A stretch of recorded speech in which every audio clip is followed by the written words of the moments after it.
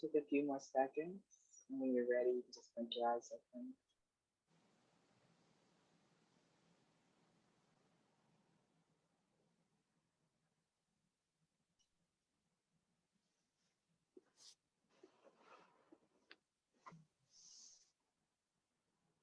So eyes are blinking open. So Janine, I know this is the first time you're with us. I know it's not the first time you've done the lessons. It may be different than the way that you've done them in other groups. I don't know, you've been in the Australian group, so maybe not. You'll hear Dave's teachings, but it's really about activating, becoming activated. So we are opening ourselves up and allowing ourselves to be moved by this transmission that happens in these all of the lessons. But there's something really magic on the first 50 lessons. It's like the entire thought system is here in the first 50 lessons. So we kind of all come and get on the same page. We're all coming from different places. Where are you, by the way? I know you're in the States. I mean, I'm assuming I hear you. I'm in Canada, actually, in Sarnia, Ontario. All right, cool. Well, we're all coming from different places, but we can all join right here. We all become like on equal footing with these lessons. But most important, just allowing ourselves to let it just drop. I'm going to call it the heart. Just drop into the heart, just out of this trying to grasp something and know something, and just let it move you. All right. So that's the invitation. Thank you. Do with it what you will. I'll start just to get us going. I'll do a couple, and then we'll make our way around. All right.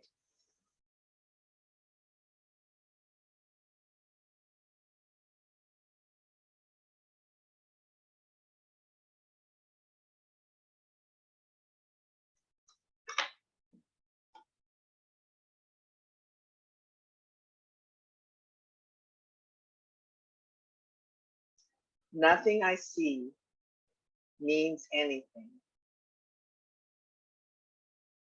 The reason this is so is that I see nothing, and nothing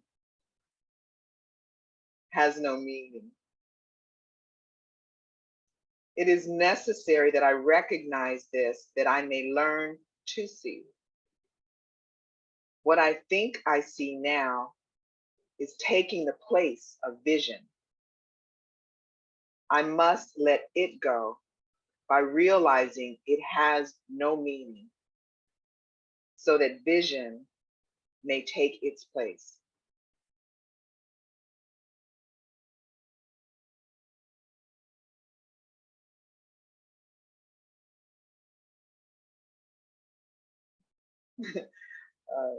I have given what I see all the meaning it has for me. I have judged everything I look upon, and it is this, and only this I see. This is not vision. It is merely an illusion of reality, because my judgments have been made quite apart from reality. I am willing to recognize the lack of validity in my judgments because I want to see. My judgments have hurt me, and I do not want to see according to them.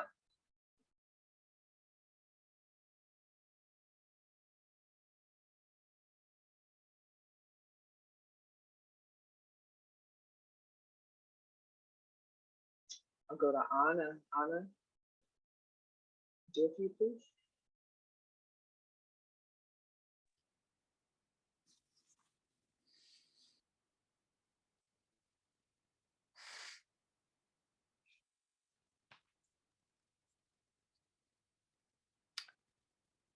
I do not understand anything I see.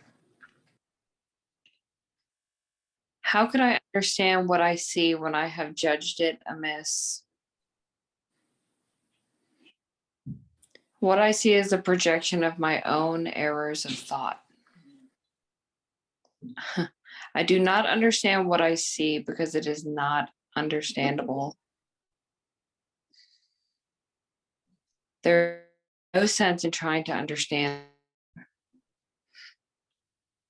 but there is every reason to let it go and make room for what can be seen and understood and loved. I can exchange what I see now for this merely by being willing to do so. Is not this a better choice than the one I for?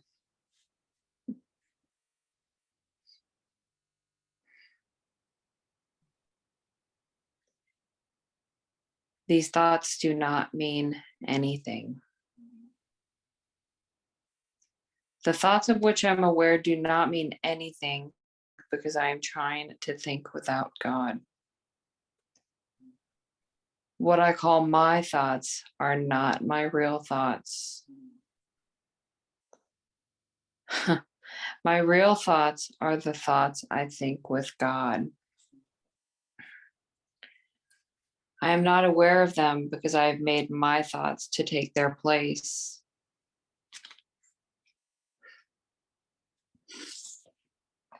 I am willing to recognize that my thoughts do not mean anything and to let them go.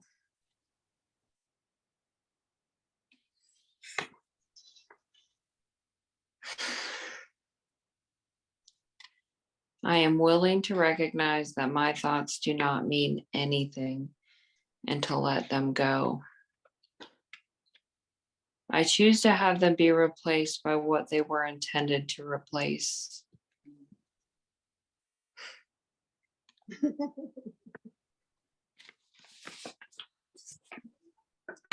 I choose to have them be replaced by what they were intended to replace. My thoughts are meaningless, but all creation lies in the thoughts I think with God.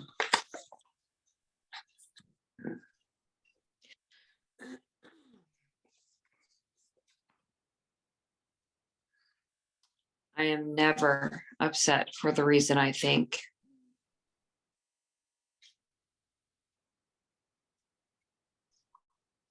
I am never upset for the reason I think because I am constantly trying to justify my thoughts.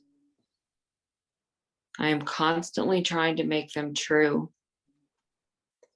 I make all things my enemies so that my anger is justified and my attacks are warranted. I have not realized how much I have misused everything I see by assigning this role to it. I have done this to defend a thought system that has hurt me and that I no longer want. I am willing to let it go.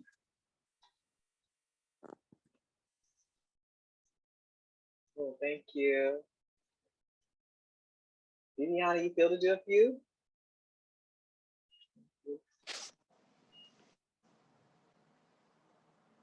I am upset because I see what is not there. Reality is never frightening. It is impossible that it could upset me. Reality brings only perfect peace. When I am upset, it is always because I have replaced reality with illusions I made up. The illusions are upsetting because I have given them reality and thus regard reality as an illusion. Nothing in God's creation is affected in any way by this confusion of mine. I am always upset by nothing. I see only the past. As I look about, I condemn. As I look about, I condemn. I condemn the world I look upon. I call this seeing. I hold the past against everyone and everything, making them my enemies. When I have forgiven myself and remembered who I am, I will bless everyone and everything I see. There will be no past, therefore no enemies. And I will look with love on all that I failed to see before. My mind is preoccupied with past thoughts. I see only my own thoughts. Mm, I see only my own thoughts. mm. And my mind is preoccupied with past. What then can I see as it is? Let me remember that I look on the past to prevent the present from dawning on my mind. Let me understand that I am trying to use time against God. Let me learn to give the past away, realizing that in so doing, I am giving up nothing.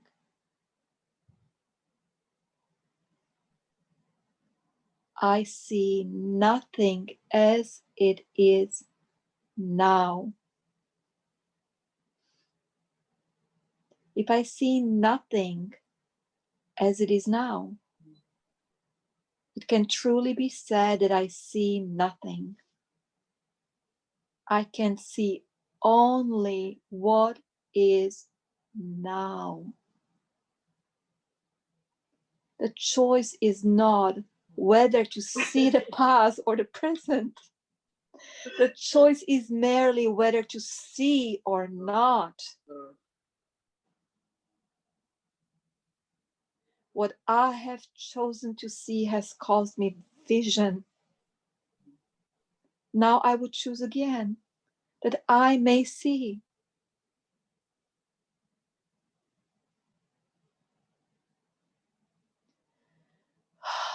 The choice is merely whether to see or not. What I have chosen to see has caused me vision. Now I would choose again that I may see. Thank you, Viviana. Janine, you want to give it a shot? Cool. Do you know where we are? No, what are you reading from? We're reading from the course. Do you have a course book? Like, I'll tell you the page number. It's always easiest. like the lessons? Like, Yeah, yeah. So we're reading the review lessons. I know, isn't it crazy? what do you, So we're in the review. So it's page 85. oh. Okay, yeah, I was so No, confused. I know. 'Cause So I was it's like I never heard this before. I mean, I know how that can be. Yeah, I was on like the actual lessons and I was like, are they like following their heart here? What's going on? Like, what are they reading? All right, cool. So we're at 85, and it's lesson number 10, but it says 5. Lesson number 10. My thoughts do not mean anything. So yeah, just take a breath and give us a few of Okay. those. All right. Thank you. Okay. My thoughts do not mean anything. I have no private thoughts, yet it is only private thoughts of which I am aware. What can these thoughts mean? They do not exist, and so they mean nothing. Yet my mind is part of creation and part of its creator. Would I not rather join the thinking of the universe than to obscure all that is really mine with my pitiful and meaningless private thoughts?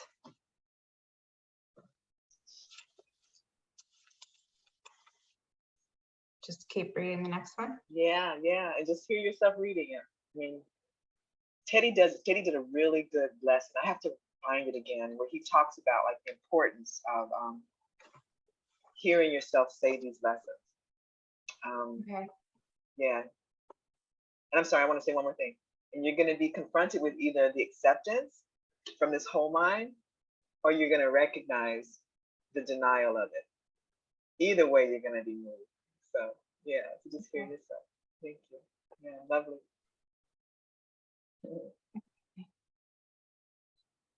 My meaningless thoughts are showing me a meaningless world.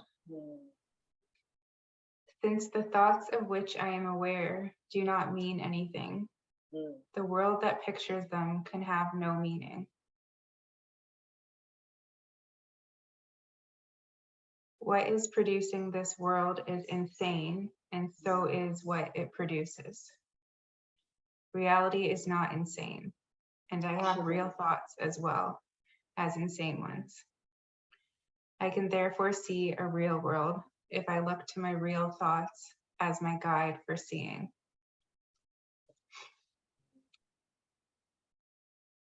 I am upset because I see a meaningless world. Insane thoughts are upsetting. They produce a world in which there is no order anywhere. Only chaos rules a world that represents chaotic thinking, and chaos has no laws. I cannot live in peace in such a world. I am grateful that this world is not real. Yes. And that I need not see it at all unless I choose to value it. And I do not choose to value what is totally insane and has no meaning. Yes. Me to Another one. read it. Yeah, please. Yeah, do another one, please. Yeah, thank you. A meaningless world engenders fear. The totally insane engenders fear because it is completely undependable and offers no grounds for trust. Nothing in madness is dependable. It holds out no safety and no hope. But such a world is not real. I have given it the illusion of reality and have suffered from my belief in it. Now I choose to withdraw this belief and place my trust in reality. In choosing this, I will escape all the effects of the world of fear, because I am acknowledging that it does not exist. Could you do me a favor? Yeah. And read this one again, because I want to hear it. I need to hear it. So if you could just take a big breath. Or a deep breath. I don't know, big, deep. Yeah. Just the one I just read? Yeah, please. Yeah, thank Okay. you. Yeah. A meaningless world engenders fear. The totally insane engenders fear because it is completely undependable and offers no grounds for trust. Nothing in madness is dependable. It holds out no safety and no hope. But such a world is not real. I have given it the illusion of reality and have suffered from my belief in it. Now I choose to withdraw this belief and place my trust in reality. In choosing this, I will escape all the effects of the world of fear, because I am acknowledging that it does not exist. Thank you. I don't know. I feel like you have to read the next one. You can't stop at this one. The person that reads this one has to read that next one.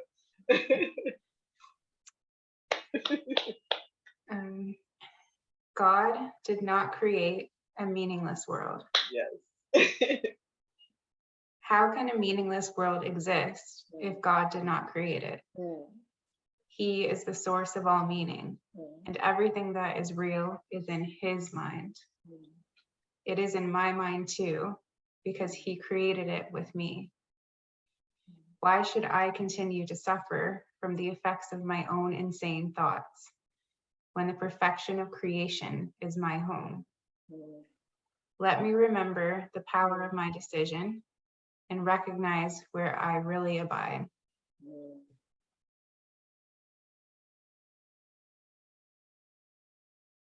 That last sentence. Can you read that last sentence again? Just really slowly.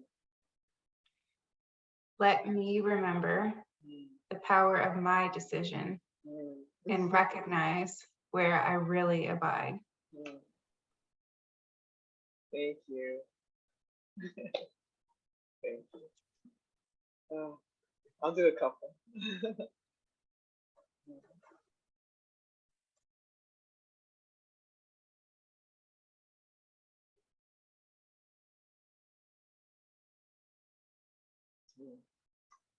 My thoughts are images that I have made. Whatever I see reflects my thoughts. It is my thoughts that tell me where I am and what I am. The fact that I see a world in which there is suffering and loss and death shows me that I am seeing only the representation of my insane thoughts and am not allowing my real thoughts to cast their beneficent light on what I see. Yet, God's way is sure. The images I have made cannot prevail against him because it is not my will that they do so. My will is his, and I will place no other gods before him.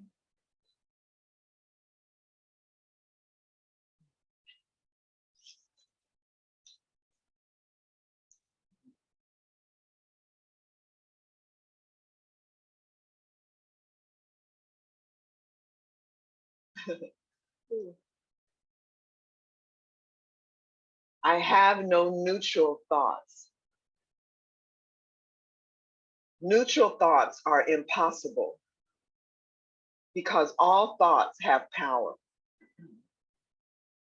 They will either make a false world or lead me to the real one. But thoughts cannot be without effects. As the world I see arises from my thinking errors, so will the real world rise before my eyes as I let my errors be corrected. My thoughts cannot be neither true nor false. They must be one or the other. What I see shows me which they are.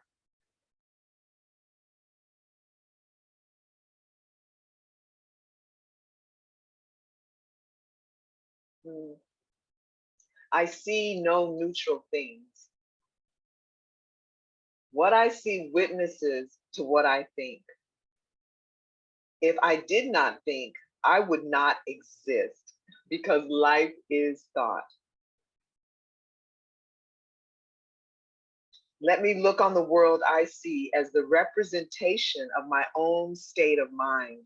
I know that my state of mind can change. And so I also know the world I see can change as well. I'm gonna do one more.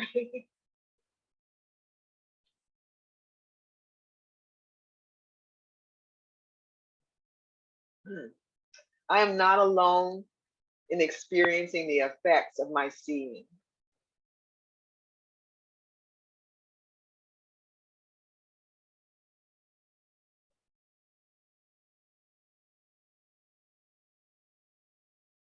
If I have no private thoughts, I cannot see a private world. Even the mad idea of separation had to be shared before it could form the basis of the world I see. Yet, that sharing was a sharing of nothing. I can also call upon my real thoughts, which share everything with everyone.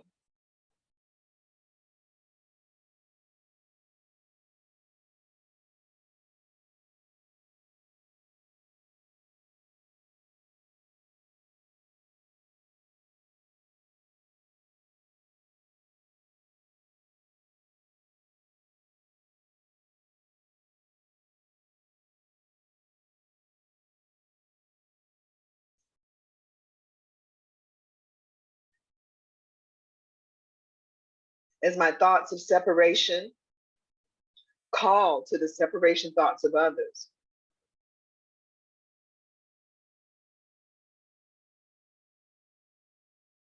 so my real thoughts awaken the real thoughts in them. And the world my real thoughts show me will dawn on their sight as well as mine.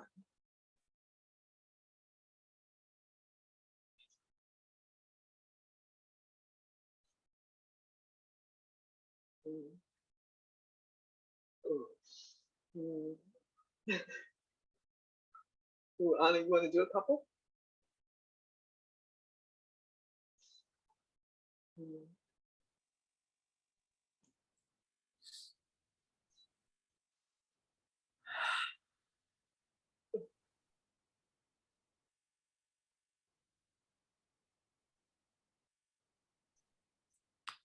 I am not alone in experiencing the effects of my thoughts. I am alone in nothing. Everything I think or say or do teaches all the universe. A son of God cannot think or speak or act in vain.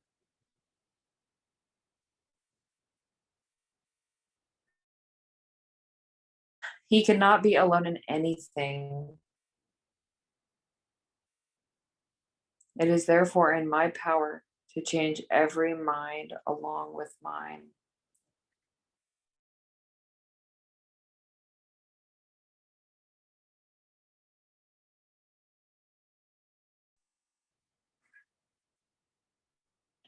I am determined to see.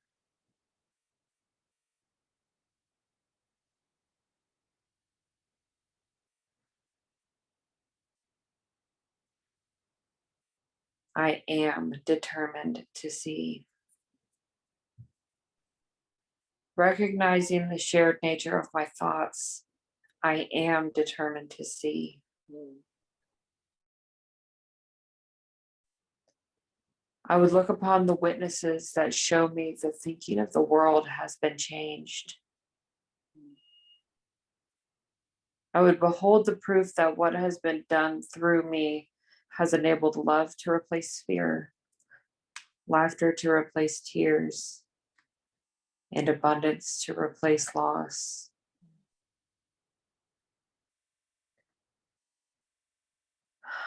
I would look upon the real world and let it teach me that my will and the will of God are one.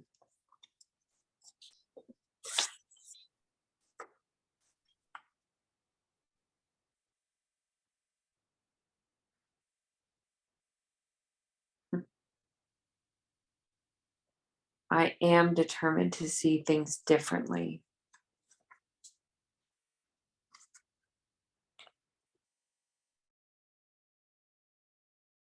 The signs of disease, disaster, and death. This cannot be what God created for his beloved Son. The very fact that I see such things is proof that I do not understand God.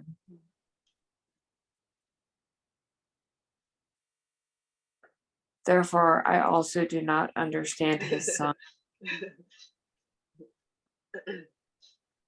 What I see tells me that I do not know who I am.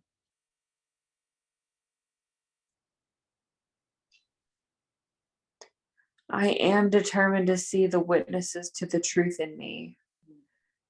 rather than those which show me an illusion of myself.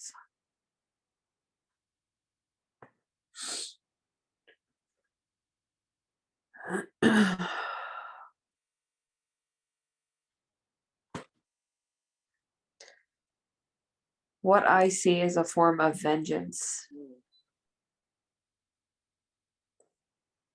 The world I see is hardly the representation of loving thoughts. It is a picture of attack on everything, by everything.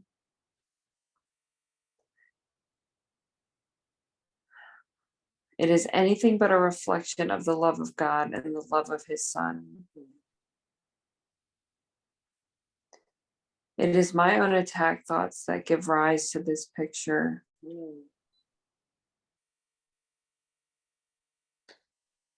My loving thoughts will save me from this perception of the world and give me the peace God intended me to have.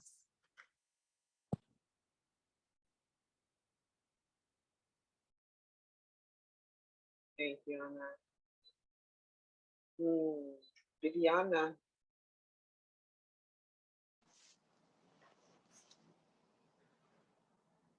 I can escape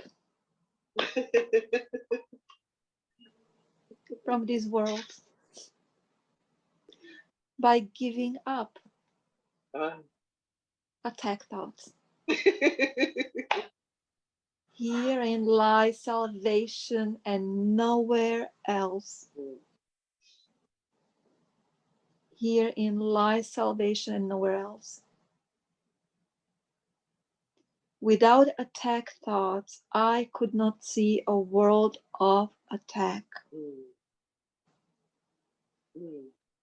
As forgiveness allows love to return to my awareness, I will see a world of peace and safety and joy. And it is this I choose to see in place of what I look on now.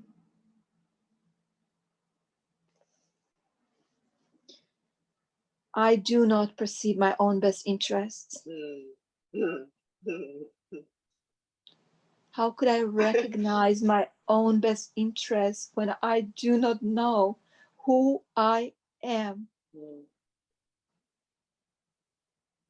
What I think are my best interests would merely bind me closer to the world of illusions. I am willing to follow the guide God has given me to find out what my best interests are, recognizing that I cannot perceive them by myself. Recognizing that I cannot perceive them by myself. Follow the guide God has given me. How about that? Yeah. I do not know what anything is for. To me, the purpose of everything is to prove that my illusions about myself are real. It is for this purpose that I attempt to use everyone and everything. It is for this that I believe the world is for. Therefore, I do not recognize its real purpose. The purpose I have given the world has led to a frightening picture of it. Let me open my mind to the world's real purpose by withdrawing the one I have given it and learning the truth about it.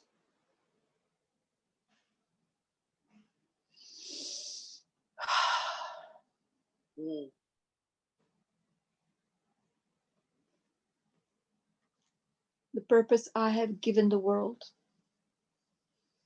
The purpose I have given the world has led to a frightening picture of it. Let me open my mind.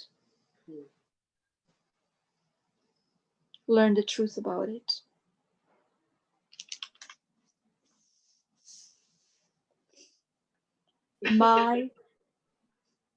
My attack thoughts are attacking my invulnerability. How can I know who I am when I see myself as under constant attack? Pain, illness, loss, age, and death seem to threaten me. All my hopes and wishes and plans appear to be at the mercy of the world. I cannot control. Yet perfect security and complete fulfillment are my inheritance. I have tried to give my inheritance away in exchange for the world I see. But God has kept my inheritance safe for me. My own real thoughts will teach me what it is.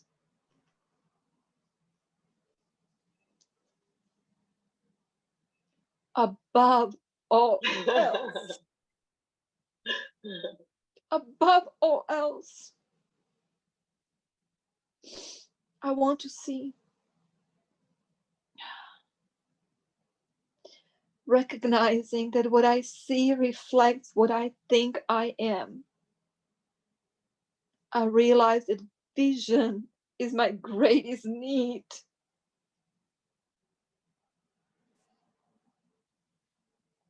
The world I see attests to the fearful nature of the self-image I have made. If I would remember who I am, it is essential that I let this image of myself go. It is essential that I let this image of myself go. As it is replaced by truth, vision will surely be given me.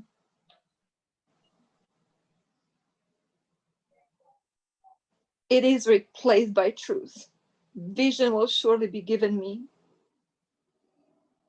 And with this vision, I will look upon the world and on myself with charity and love.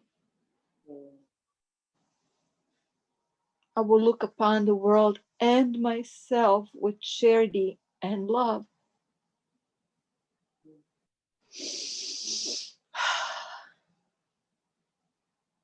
Above all else, I want to see differently.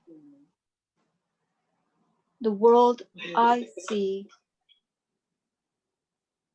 holds my fearful self-image in place and guarantees its continuance. And guarantees its continuance. While I see the world as I see it now, truth cannot enter my awareness. I would let the door behind this world be open for me,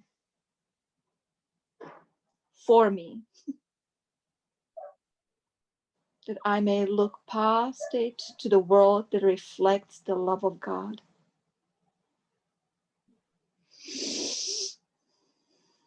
The door behind this world be open for me,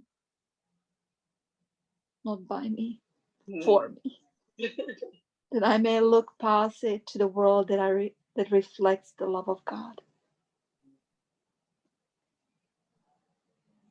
God is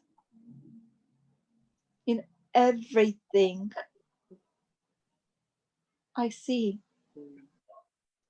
Behind every image I have made, the truth remains unchanged. Behind every veil I have drawn across the face of love, its light remains undimmed. Beyond all my insane wishes is my will, united with the will of my Father. God is still everywhere and in everything forever. And we who are part of him will yet look past all appearances and recognize the truth beyond them all. God is still everywhere and in everything forever.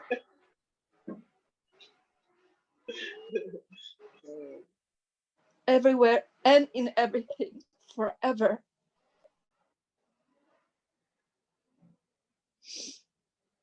God is in everything I see because God is in my mind.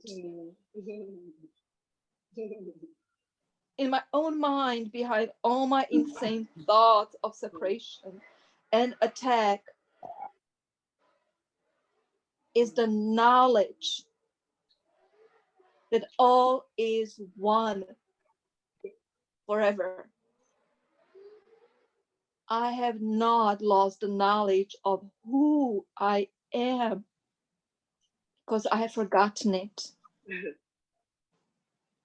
It has been kept for me in the mind of God, who has not left his thoughts. And I, who am among them, am one with them and one with him. Thank you, Viviana. Janine. Meet Dave. Meet dear one. Dear one, meet dear one, Janine. Dear one's a dubious title, really, isn't it? All right, dear one, I start Janine. to understand it. Hey, Janine, what's going on? Hey. Oh, nothing. Just reading the lessons. Exactly correct. Correct. You get a tick. That's it. You're done. She's gonna read a few, and then you want to take over? No, I'm early. I'm 8 minutes early, I think, or something. Yeah. You guys. Yeah, we are. We are. I'm just saying you want to. Anyway, Janine, here you go, love. A goodie. Ready? A goodie. Wait for it. Not you, him. You just take a breath. Yeah. You want me to read, right? I do. Okay.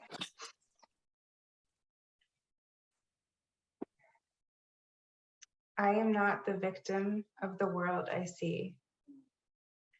How can I be the victim of a world that can be completely undone if I so choose? My chains are loosened. I can drop them off merely by desiring to do so. The prison door is open. I can leave simply by walking out. Nothing holds me in this world.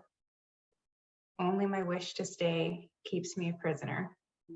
I would give up my insane wishes and walk into the sunlight at last.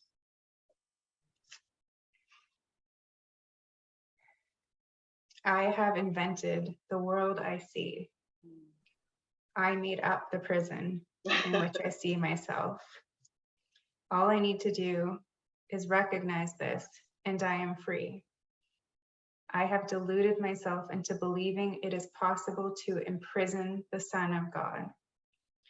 I was bitterly mistaken in this belief, which I no longer want. The Son of God must be forever free. He is as God created him, and not what I would make of him. He is where God would have him be, and not where I thought to hold him prisoner. There is another way of looking at the world. Since the purpose of the world is not the one I ascribe to it, there must be another way of looking at it. I see everything upside down, and my thoughts are the opposite of truth. I see the world as a prison for God's Son. It must be, then, that the world is really a place where he can be set free. I would look upon the world as it is and see it as a place where the Son of God finds his freedom.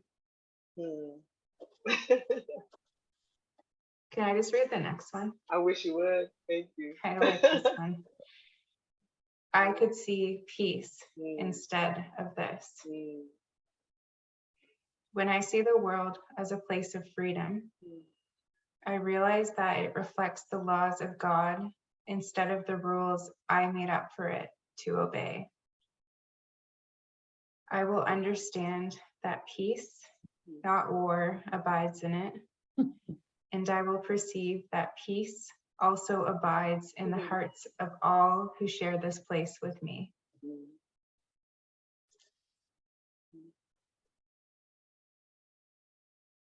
Read another one. My mind is part of God's. I am very holy.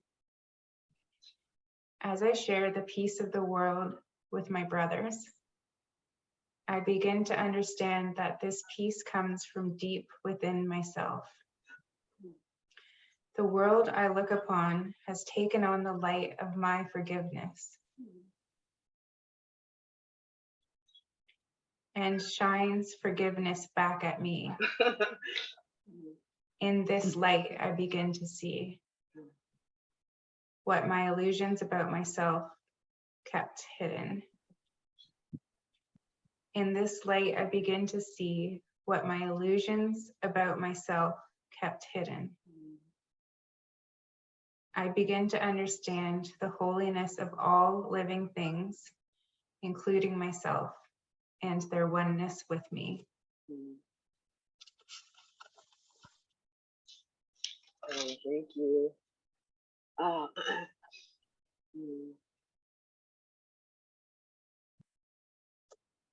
You want to read one? Huh? What'd you say? Anna, Oh yeah, cool. I was gonna call Anna. she's over there. She's over here for me. She's everywhere. Yeah, Lucy.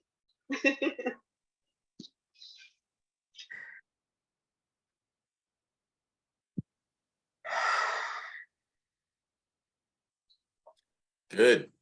Let it in.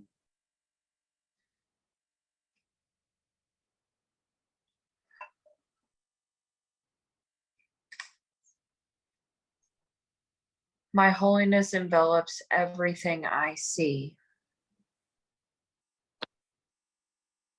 From my holiness does the perception of the real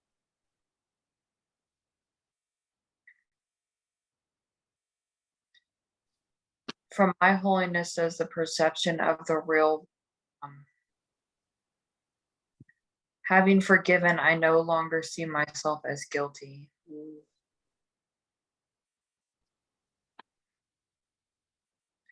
I can accept the innocence that is the truth about.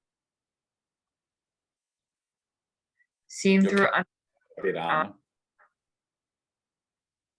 Your microphone's cutting in and out a bit. I'm guessing it's at your end because I can hear the others fine. Can you hear me? Yeah, Yeah. you had a bit of a delay. There's something.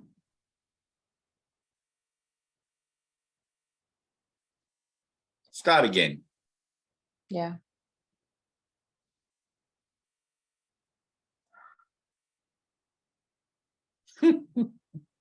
My holiness envelops everything I see. From my holiness does the perception of the real world come. Having forgiven, I no longer see myself as guilty. I can accept the innocence that is the truth about me. Seen through understanding eyes, the holiness of the world is all I see, for I can picture only the thoughts I hold about myself. Terrible.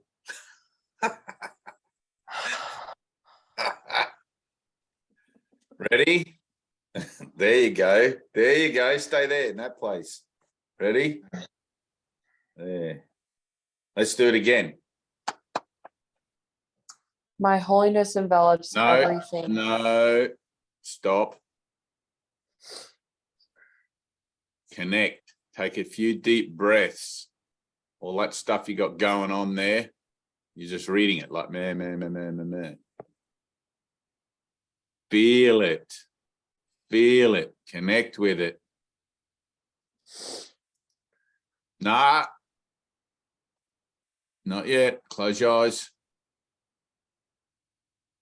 Stop trying to avoid that pain. You ready? Go deeper, deeper, deeper, deeper. Push it. You know where that is. You ready?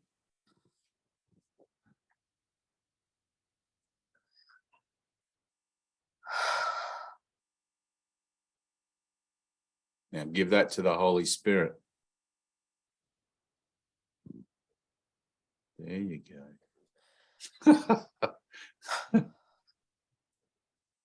Stay in the circle. Take a few deep breaths.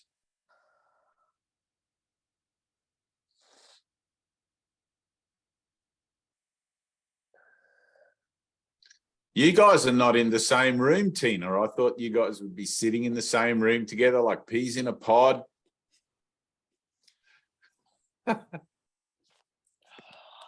No. Anthea's not at Gemma's either. It's a rebellion. It is a rebellion. There was a rebellion in heaven. Oh, I'm on the right side. That's how. How do you know? I don't. I just want to declare. Right, it. exactly. You have to take it on faith. Yeah. That's all. You ready? We'll do it in faith. You ready, Anna? Here we go. Ooh, ooh. Yeah. Boot camp. Ready? Take a deep breath. Somewhere in there, you got to say, fuck it.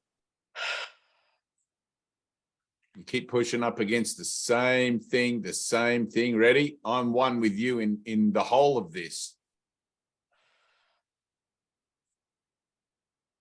There it is. It's all about that decision. Those who say the words are many, those who mean them are few. You need merely look around to see how few they are. Breathe. We can get Janine to do another one. She reads it nice. Or Bibiana. Or Tina. Arnie, you stay put. We're going to back to you. You ready? Okay. Breathe. Bibiana, do another one. You know, Anna, that you and Bibiana are in the same place energetically. You guys are exactly like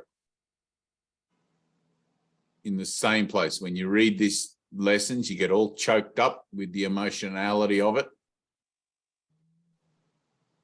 It's like there's a connection. Bibiana pushes through hers and you get caught up with yours, Anna. You can hear it in the reading. You can feel it in the vibration.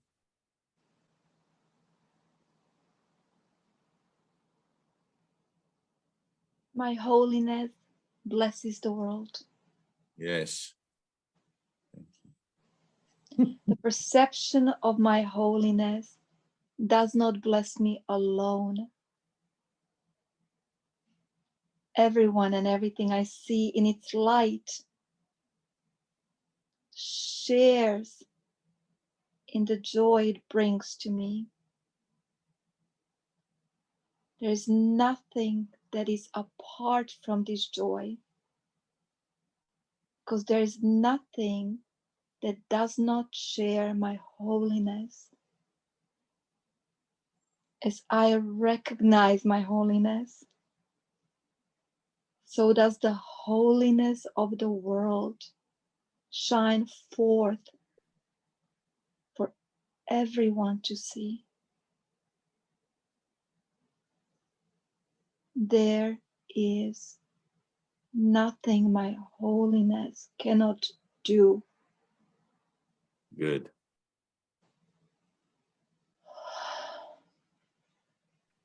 You feel the passion? My holiness, I feel resistance. Doesn't matter. That's just a misinterpretation. That idea of resistance, that's the passion. If you could just like let that out, just the tip of that passion out without calling it resistance or without calling it something, you just explode into light. Yeah, it's the same power, the same source. It's the same thing. You call it resistance. Jesus says there's nothing but love.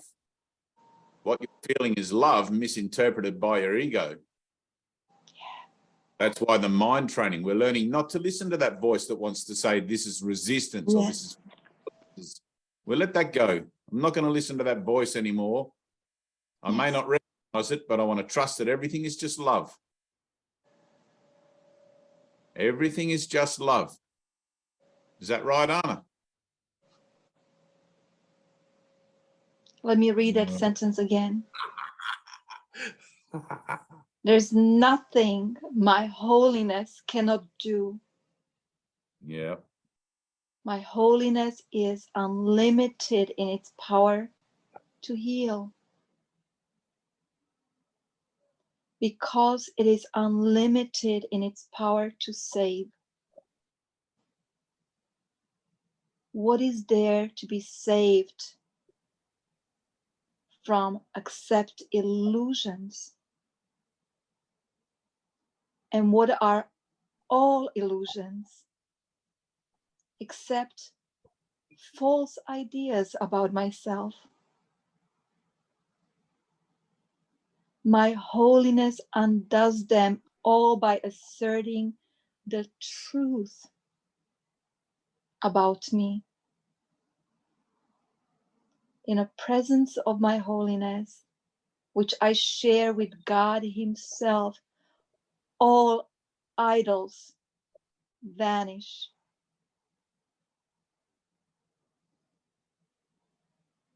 Good.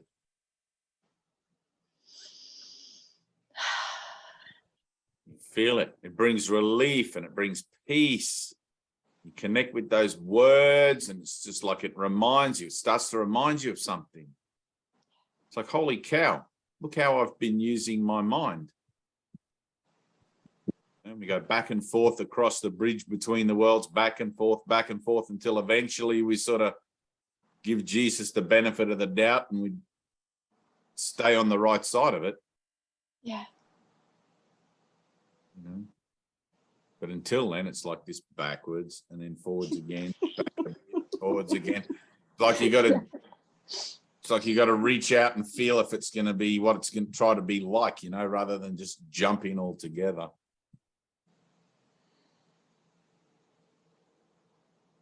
Good. So it's like the simplest thing on earth. Salvation is the simplest thing on earth. It's like nothing ever happened. Yeah. There's nothing lacking and nothing needing and nothing, but staying in the remembrance of that in the place where everything seems to be in your face and where the world seems to be telling you that, you know, that's why we have this mind training. That's why we have to learn again and again and again. And the course has to be overlearned to be learned. And we look at the idea of the blocks to peace again and again and again. And we learn through repetition. And you're starting to see now where it is that you're repeating the same kind of cycles again and again and again, and learning to make better choices. Yeah. Or not. Or not. Denying the Sometimes- strength of God within me. Once again, Right. I created myself. Exactly. Check. Exactly. It's funny, isn't here it? I am once again. Check. I know, it's funny stuff. It's like, it's hilarious. So Yeah. luckily God has infinite patience, and Jesus is infinitely, you know. So, and luckily we're entitled to miracles. So. All right, well,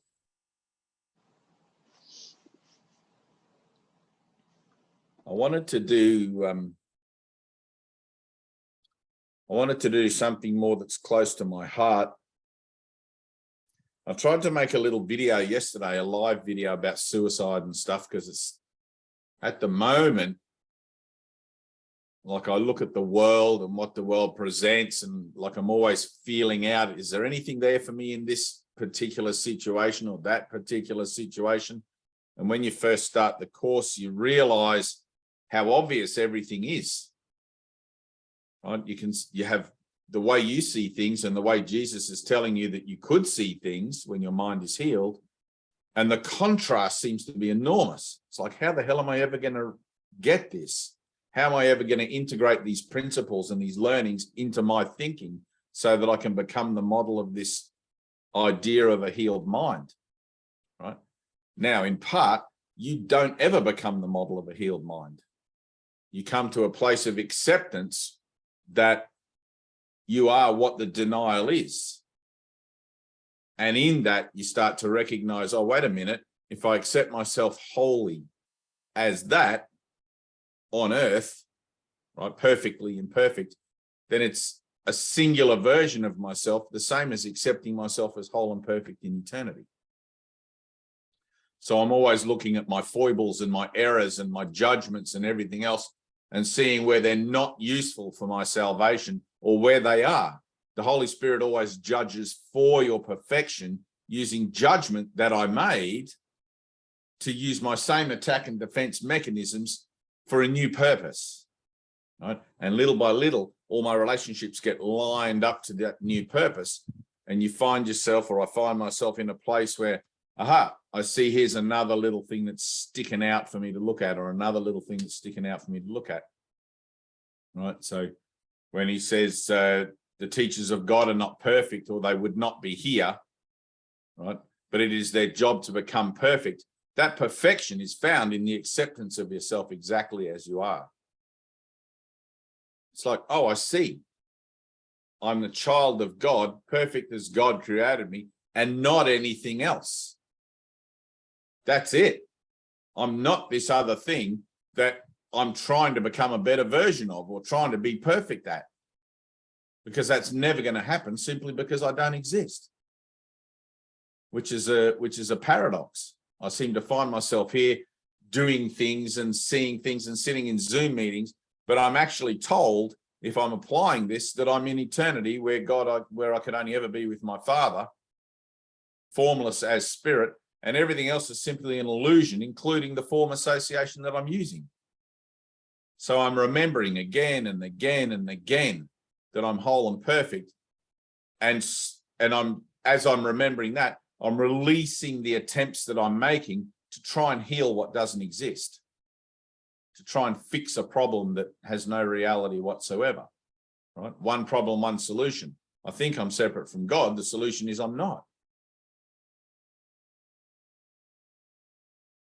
And as I begin to let go of all my concerns about my physical association and the temporal identity that I've ascribed to it as a Dave or a dear one or anything like that, it begins to fall away automatically in my thoughts about it as being something associated with me. And my body takes its rightful place, or this body takes its rightful place as simply a vessel, simply a vehicle for my experience.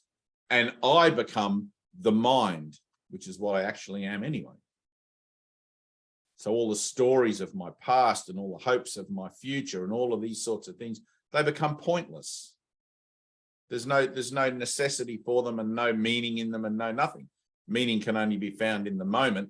And as I become more and more willing to look at my relationships again and again and again, and to heal my mind of thinking that there was ever anything wrong in any of it, right? All I'm doing is letting go of what never was. It's like the miracle does nothing.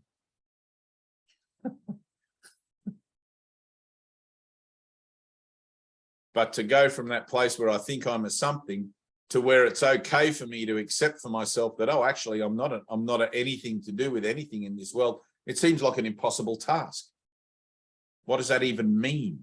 How do I even begin to bridge that gap and get from the world of judgment, condemnation, and chaos and death to the happy world where I have a purpose given to me by God, and see my body as simply the vessel for my experience? It's like dear one used to say, put clothes on it, wash it and feed it, and then forget about it. He was very secondary for the body, you know, like the body was like almost something he never thought about. It's like it barely came into his consciousness. He was just purely connecting all the time. And it's like, that's the place where when I let go of my ideas, when I let go of my identity and just become the living I am, the body takes its rightful place as simply what it is, as the learning vehicle, until the point where you just lay it aside. Don't need it anymore. I've learned what it is I am and where I am always and forever. That's it.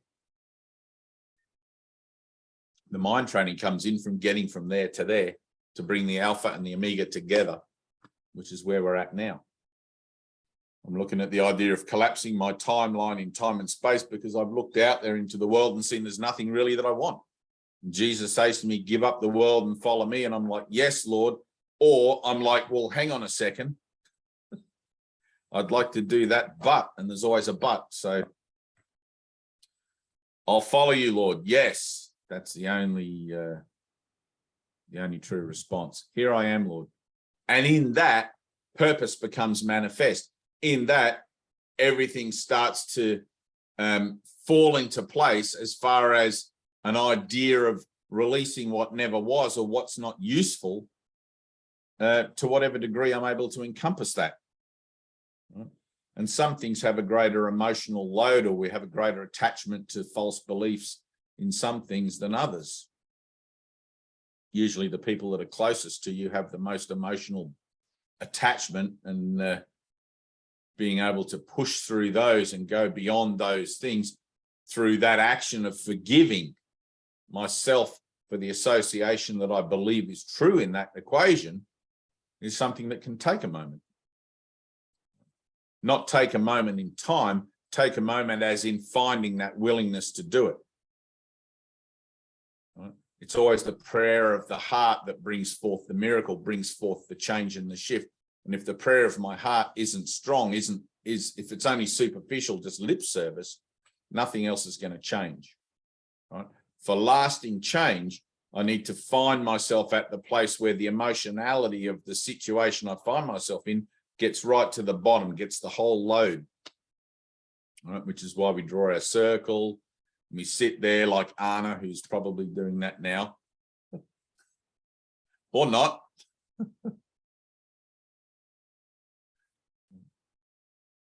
But it's something that, once you begin this journey and you start to have the moments where everything begins to change, you realize that it's actually a true thing. You realize that your salvation is something that's practical and something that you can actually apply, and that there is a higher thing going on here other than just what we perceive on the surface or read in the pages of the book. The pages in the book and the words on the pages are nothing. Eventually, we have to get past those words on the page and beyond the books and beyond all learnings that are represented through symbols, and enter into direct union, enter into the silence, into the peace of our own internal domain, and wait there together. But you have to kind of push for that. It's like energetically, you got to push, you got to feel and let yourself go to those places that are dark, and how you ever muster up the faith and the courage and the strength and everything to do that, well, I guess it depends how determined you are to escape the world of fear or the belief in fear. And you have to remember, it's like, oh, I love my dream of fear. The dream of fear is what I want. I came here for that. I signed on the dotted line. Yep, third dimension, here I come. Separation from God sounds incredible. Until you get here, and then you realize, hang on a minute, what's all this about? It's not so great. But, you can look at the whole thing as, being locked into Disneyland after hours. If you're a little kid and you go to Disneyland or somewhere like that, it's like, imagine if they lock the gates after hours and you have to wait until they come to open the gates again. Except in this Disneyland, it could be like 100,000 years. And you start to look around, you're like, hang on, I've been on all the rides. They're boring now. I've played out all the death scenarios that I can. And I've suffered and I've done it all. It's like, okay, take a number, wait over there. Start doing your mind training, the debrief, the debug, or whatever they call it. When you run a virus program, you defrag your disk. That's what mind training is. It's defragging everything.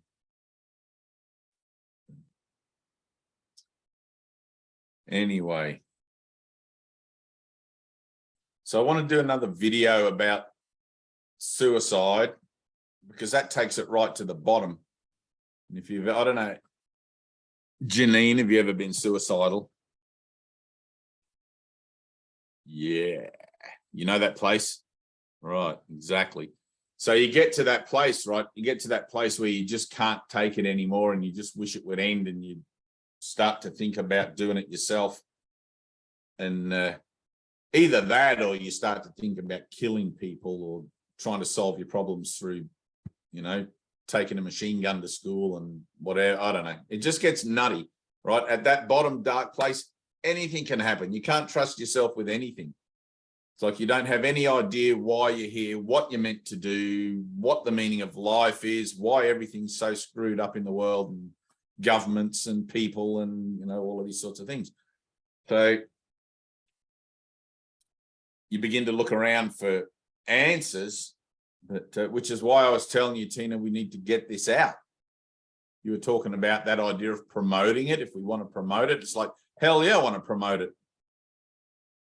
It's like, I don't care about, in the Eastern traditions, right? So it's like it's almost as if when you reach enlightenment, or when you get to a certain level in your spiritual thing, that it's expected kind of that you hide yourself away in the hills or something, and people have to come and find you. And it's like, it's unseemly to stand up on a soapbox and go, hey, I've seen God, and wave a flag or whatever. I mean, in the West, they lock you up for that, but luckily we're entering into a new kind of paradigm where more and more people are putting their hand up online and going, hey, hang on a minute, I just had an experience of the light and it showed me the world's not real, and we're starting to find each other, and we're starting to come together in that idea, whether we understand it or not, what's happened. And we're starting to utilize that to express from it, so that we can begin to offer each other and join in that promoting of the idea of there being a better way of things. It's like we're sailors in a submarine, and we've been stuck in a broken submarine at the bottom of the ocean for so long, thinking we're doomed. All of a sudden, we're listening quietly, and somebody's outside tapping on the hull, right? You just got to get all those sailors who are screaming and crying, just get them to shut up for a second. I can't hear, right? And you got to listen, be still and listen. Something else is actually going on, right? Let's begin to participate in the something else that's going on, and make it easier for them to find us in the submarine, to get us out. That's probably not a great analogy, but you get the idea. Right, so finally, instead of when we get to that place where we're suicidal and we feel dark and like everything's just, that's it, I'm done. Finally, when we get to that place, hopefully our mind training's kicked in enough where we can begin to utilize that emotional disposition for something that's useful and helpful, right? Because it's a waste just to destroy your body and then have to come back all the way around through the butto and do it again, get a new body and, you know, go to school and do all that dumbass crap all over again, just to find yourself back here in another Zoom meeting going, well, that didn't work. Right? And I guarantee you, we've all done it. Having woke up in hospital when I was 20 something after a really good attempt, I realized I couldn't die. That was it. I couldn't even kill myself. It was just disastrous. And it's like, all right, well, if I can't die, if I can't kill myself, what can I do? I can get myself the hell out of the way and let Jesus sort things out. Oh, Dean just sent me something. So in that idea of suicide, then that's the place that we want to go to, right? This is a journey into fear. I want to face that place where I've got nothing left. Because in that place, when Jesus says to me, give up the world and follow me, I can say yes and know that my yes is a true yes, right? So if you haven't yet seen that dark place where you just don't want anything to do with it, and Jesus knocks on the door and says, come on, give up the world and follow me, you're going to have hesitation about saying that yes, whether you realize the hesitation or not. Right? You've really got to be done with the world. And Tina, you'll have to correct my quote on this, but you know, like where Jesus says, unless you hate the world, you know, what's that? It's in the New Testament where Jesus is talking to the disciples and he says something like, unless you hate the world as I hate the world. Don't know that one. It's there. I'll find it. I've got my little, it'll be in Matthew, since that's the one I've read like 50 times and still can't remember any of it. Anyway, you can find it. But it's like getting to that place where we were talking about promoting this. Sometimes I look at the idea, you know, like we have the billboard on the highway here, right? That massive big Course in Miracles. That's the biggest promotion ever. All these cars go up the national highway every day and see it. But eventually what's going to happen is that this thought system will be more popular than Coca-Cola. Like it's going to be on everybody's lips. It's just going to be the way that people start to think. And as more and more people start to think along the singular lines of a unified self rather than an individual self, all those self-interested ideas that we think we need to keep ourselves safe and this is mine and that's yours, they'll automatically just fall away.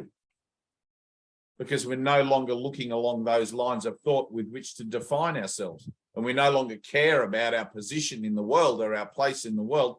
We're just happy to be of service, whatever that looks like. Right? It's like, well, let me just give up all my ambitions, dreams, and everything, and allow myself to be guided by the divine within me and see where that takes me. Right? Now, you're either going to be saying yes to that completely or no to that completely. There's no gray area. Right? It's either I'm totally in or I'm totally out. And that's the place where you make a decision. So when you read these lessons, when you read this little book and you're reading these things, and you start to have the emotionality come up of it, you have that emotionality come up because you've still got fearful premise within you. Okay? Which is what this is designed to do. It's designed to bring that up for healing.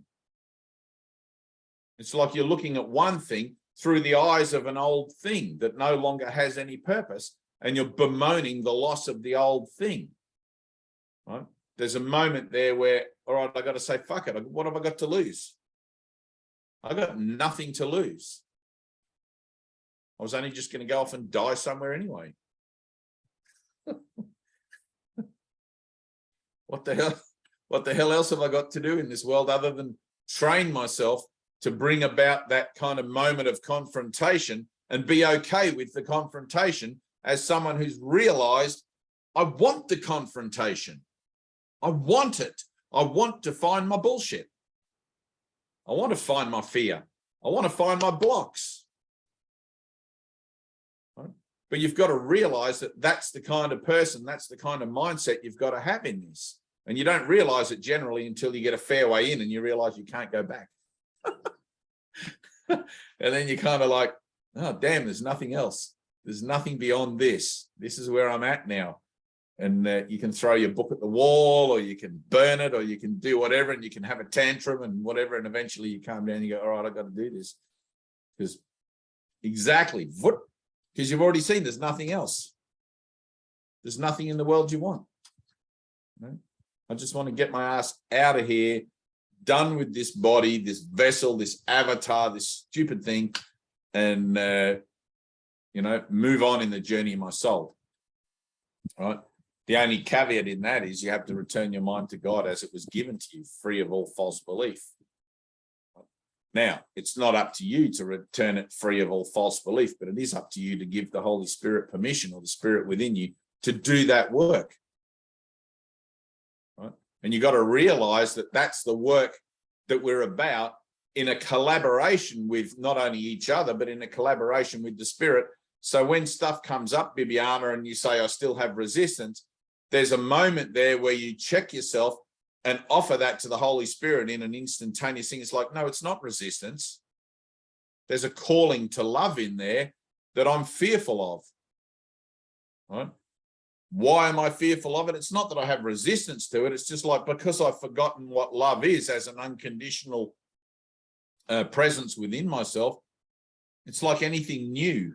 You know, when you come across something new and it's weird, you see a street performer and they're doing some weird thing and they're trying to suck everybody into the thing, and you're like, no, I don't want to get up the front because they might pull.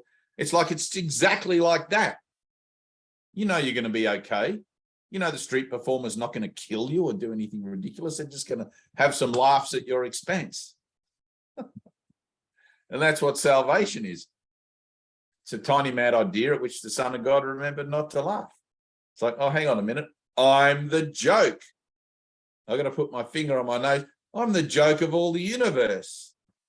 It's like, God damn, I've got to learn to laugh at myself more often. Welcome to 365 lessons for dummies.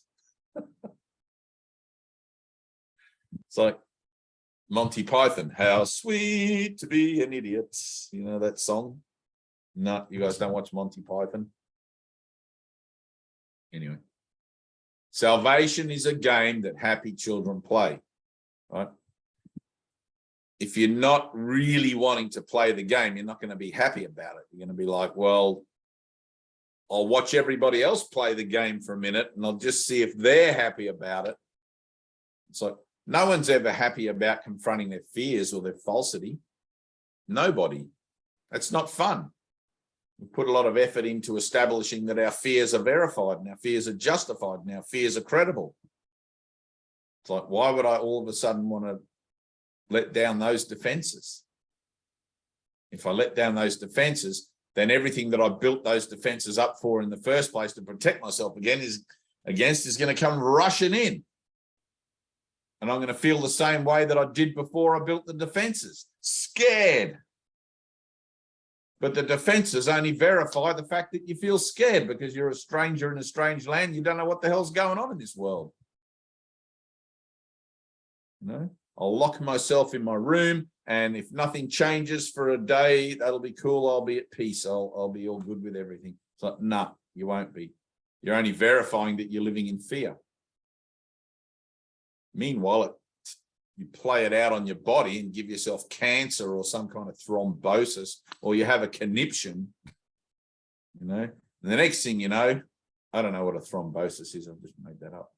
I think there actually is a thrombosis thing, isn't it? Isn't it something to do with your veins? Old people get it. Thrombosis. It's like an old term. Like I hear like Joel Goldsmith or somebody saying that. Thrombosis. I know. Mary Baker. It's old Is it school. narrowing of the veins? Oh, okay, there it is. Something like that. Narrowing It's of a the vein, constriction, maybe. right? Okay. Because Yeah, I was just fear gonna is say a it's like a constriction. stroke. Oh, everybody knows it. Anyway, we don't want to have a thrombosis or a conniption or a bloody cancer or a whatever. We don't want any of those things. Let's just let go of all those sorts of thinking and the defenses that justify it, and allow ourselves to be useful in salvation to whatever degree we can. So, what's today's lesson, Bibiana?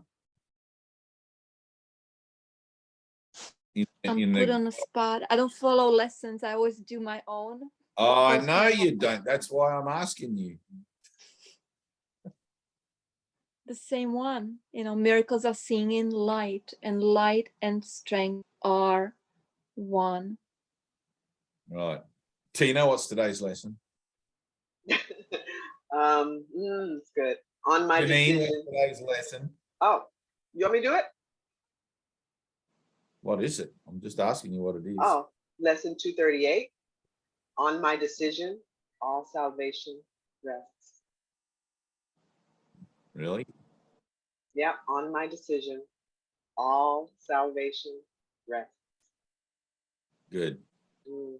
It's not a difficult decision to make once you realize the opposites, you know, the alternatives. It's like, thank goodness. Salvation rests. It's like, and I take my rest in salvation. Salvation rests on my decision.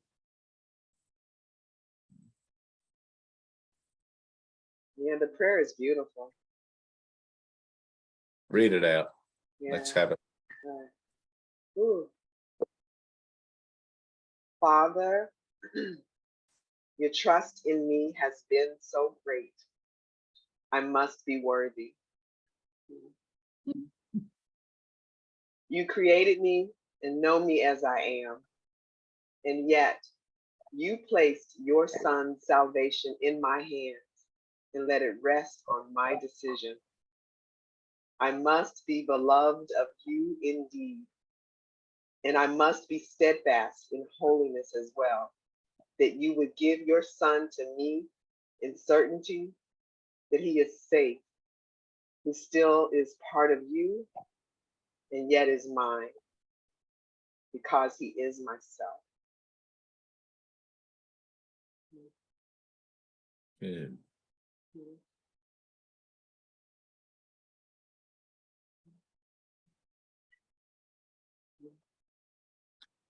It's important to like keep it really simple, you know, like everything in the course is so diversified. At first, it seems to be diversified because you're coming from a diverse way of seeing the world. It's like you have to go over here and grab a bit of the way you see things. Then you got to run over there and grab a bit of the way you see things. And then somebody else presents you with something. And then you have to go over there and grab a bit of the way you see things. Until the way you see things, you bring it all into yourself. You bring it all in. You like own and take responsibility for the way you see all things, until finally there's like this finger on the nose and you're like, all right, I am the way I see things. It's how I see myself. I see myself as whole and perfect. It's like I know the Christ in you and you and you, and I know the Christ in myself. It's like, thank God for that. And as I bring my mind to that place where I'm grateful for it, where I'm grateful not only for the truth of myself, but grateful for the parts that everyone's played. It's like it's one truth, it's one sort of thing. And there becomes nobody left outside of my circle. The whole world becomes an opportunity for love. The entire universe.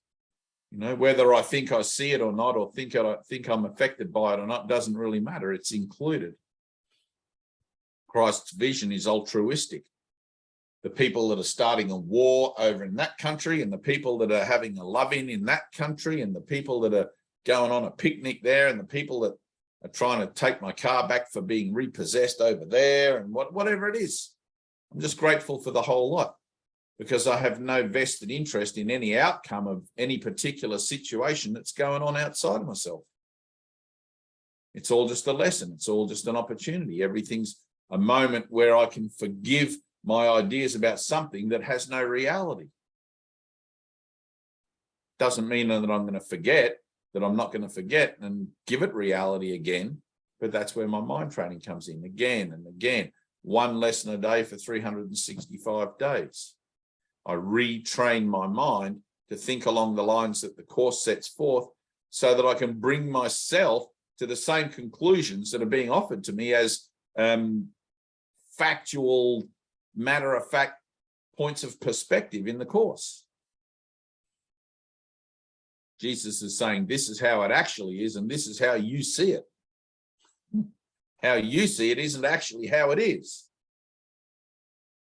And you want to use your mind that's not seeing it right to try and tell yourself, well, let me just have a look at that idea. Let me think about that. Even though Jesus is telling you in lesson 10, your thoughts don't mean anything. Lesson 1, nothing I see means anything. It doesn't mean a damn thing. Stop trying to decide what things mean and how it is that you refer to them and use them in your salvation, and just let them show up as they show up and deal with them in the moment.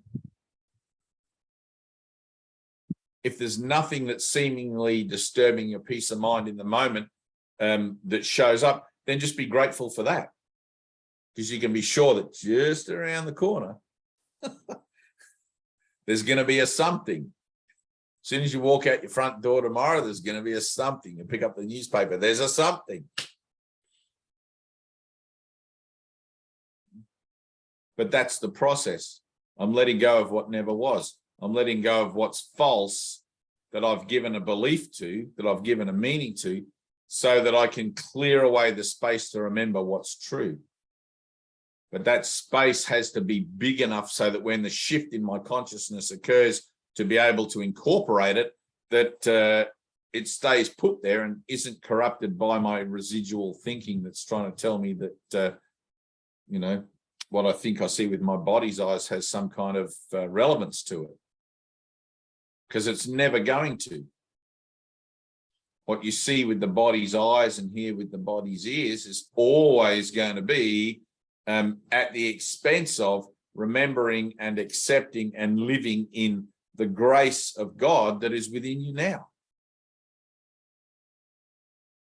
Try to imagine it, how peaceful and how calm and how certain you can be when you truly understand that God goes with you everywhere you go. Not because you've understood it conceptually, but because you've had an experience of it and you understand it like in the true sense of understanding, where one of a lower order stands before a higher order. When you see God, you'll fall on your face. Now that's in the Bible. When you see God, you'll fall on your face. You'll realize and remember like the truth of yourself as part of creation, not as the arrogant kind of thing that seems to want to believe that, it's me, all me. It's like, no, I'm part of a whole. I'm not a whole entity unto myself and screw you guys. Which is the mentality that we're taught in the world. It's like, well, don't trust anyone, always look out for yourself first. That's kind of how I was brought up, which led me into this horrible place where I was always having to defend myself against everyone and everything, assuming, of course, that everybody else didn't have my best interests at heart. Assuming that they were just being mean to me or treating me like whatever, because that's how they actually were. It's like, no, they're not. They're playing the part I've asked them to play to verify to myself my experience of denial, of unconditional love. It's like, that's a big pill to swallow. I don't know if I'm ready for that.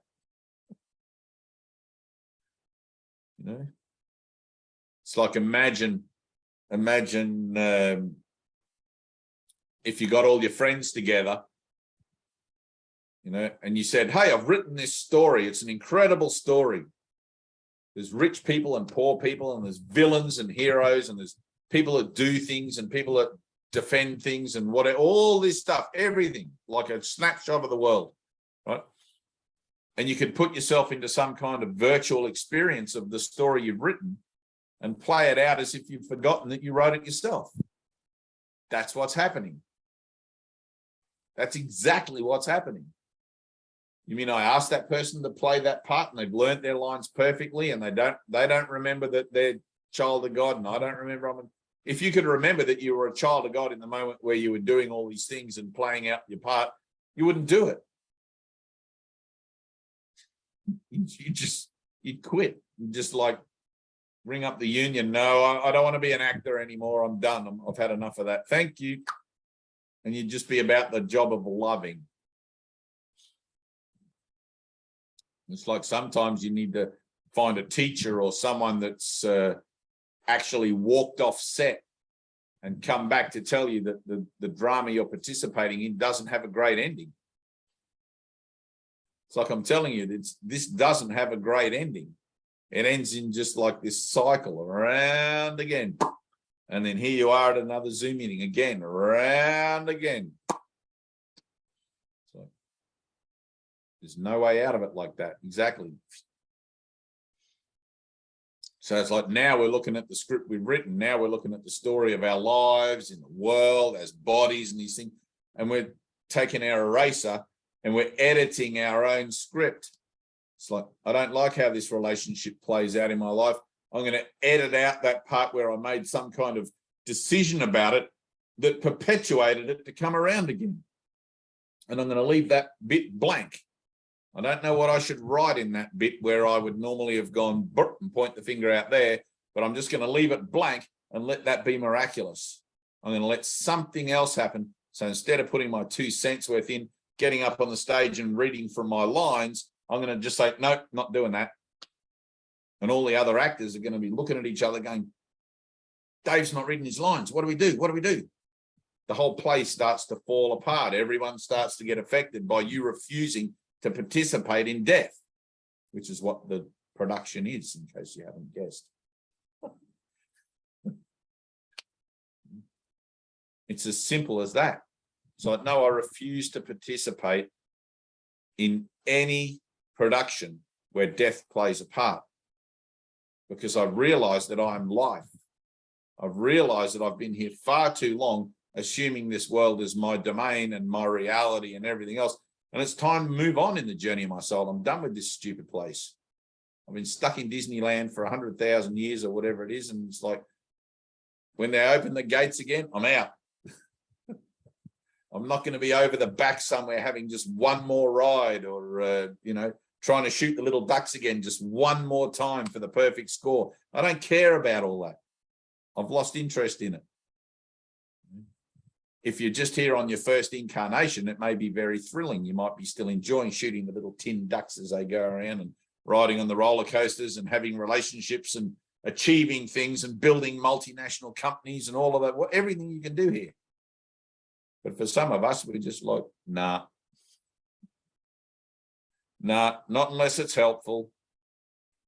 Not unless there's something in it that's going to bring me to a greater awareness of love within myself and my brothers, and that's it. And that's where you don't really know what anything's for, you know. I don't know what this is for. It's like Ida. Ida didn't want a job, or no, she did want a job. That's right. She wanted the one. Who was it didn't want the job at IBM?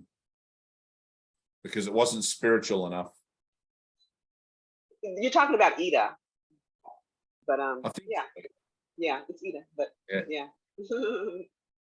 She's going through a crisis. She wrote to me last night. Good thing. Nothing like a good crisis to get you to, Yeah, I was thinking it was good. I know. It's like, don't react to crisis. Just breathe, recognize it, take responsibility for it, and do the work. Yeah, indeed. Exactly. Keep your finger on your nose. I'm the author of this crisis. I'm the author of this situation. It's like I'm the one that's brought it on myself. And it's like I need to change the way I'm seeing it, change what it is so that I can learn the lesson that's being presented rather than reacting to it defensively. Yeah? So that's the only way that you can bring it to a stop. And some of the lessons, if you don't bring it to a stop, some of those lessons, they just repeat again and again, the same shit, different day, or the same shit, but a different person or different situation, but you'll know it because it always has the same kind of emotional vibration in you. same emotional signature. And you'll be like, oh, not this again. I moved town to get away from all this. I moved to a whole nother town, left all my junkie friends and my alcoholic mates, and I wanted to start off clean. And now it's found me again. You can't run away from it. You got to own it. You got to take responsibility and go to that place where you learn the lesson that's contained in it, so you can bring your mind to a place of realignment with what's actually in your own best interests. And then it won't have to show up again. Right? Once the lesson is learned, it doesn't repeat. You go on to the next lesson and the next lesson and the next lesson. Some of those lessons are going to be, as you go, they're going to be more heavy emotionally. When you start reading the course, you kind of realize at first how disastrous your own reference points are for everything in your own mind. You look at the world through the eyes of your own beliefs versus what Jesus is telling you, and you're like, oh my God, I'm all over the place. I really have no clue about anything, why I'm doing anything or nothing. It's a complete sham, you know. But that passes, that stage passes where you realize, you know, like, now I've got to do the work. Now I've got to get into it and start applying these principles. And as you apply the principles, what happens is you get usually ones that you can handle. You get little relationships, little situations you can handle. But in the back of your mind here somewhere, you know that there are bigger ones. You know that there are more daunting ones and ones that you're fearful to look at and places you don't even want to go, right?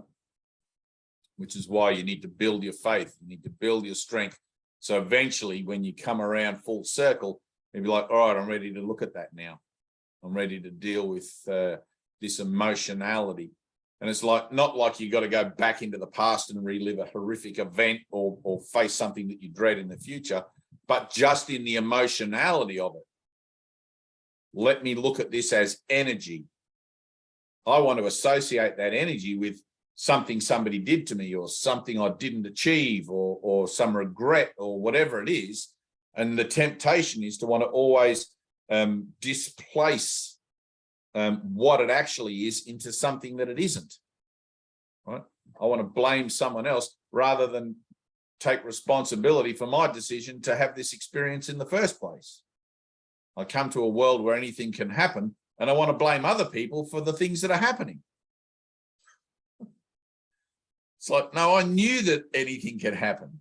I signed up on the dotted line. I came to this world full well knowing that it's an experience of death. Death, suffering, pain, sickness, disease, you name it. All of it. It's like, oh, I get it. It's like I bought a ticket to like Frankenstein's Disneyland, or, you know, one of those sort of places. And within the Frankenstein's Disneyland, you start to try and look for the things that are the least scary, things that don't scare you. It's like, nah, I'm not going on that ride. It's way too scary. That's like, you know, but this one, maybe I can do that one. I'll watch everybody else do that one and see how they fare with it. And, you know, if they come out with all their teeth and their hair intact and everything, maybe I'll have a crack at it. It's funny. The travel agent. The travel agent. Janine, do you have that little book? Do you have that little book? No. Tina will say. Okay. Traveler's Guide to the Third Dimension. It's bits and pieces from the course, and there's other stuff from other teachers from around the world, and just a few little helpful things. We give these out to people who find themselves in a dark place, and it's just like, here, have a read of this and then see what happens. You know, always something happens. Always. It's like, holy crap. Most people tell me, I've never thought about it that way.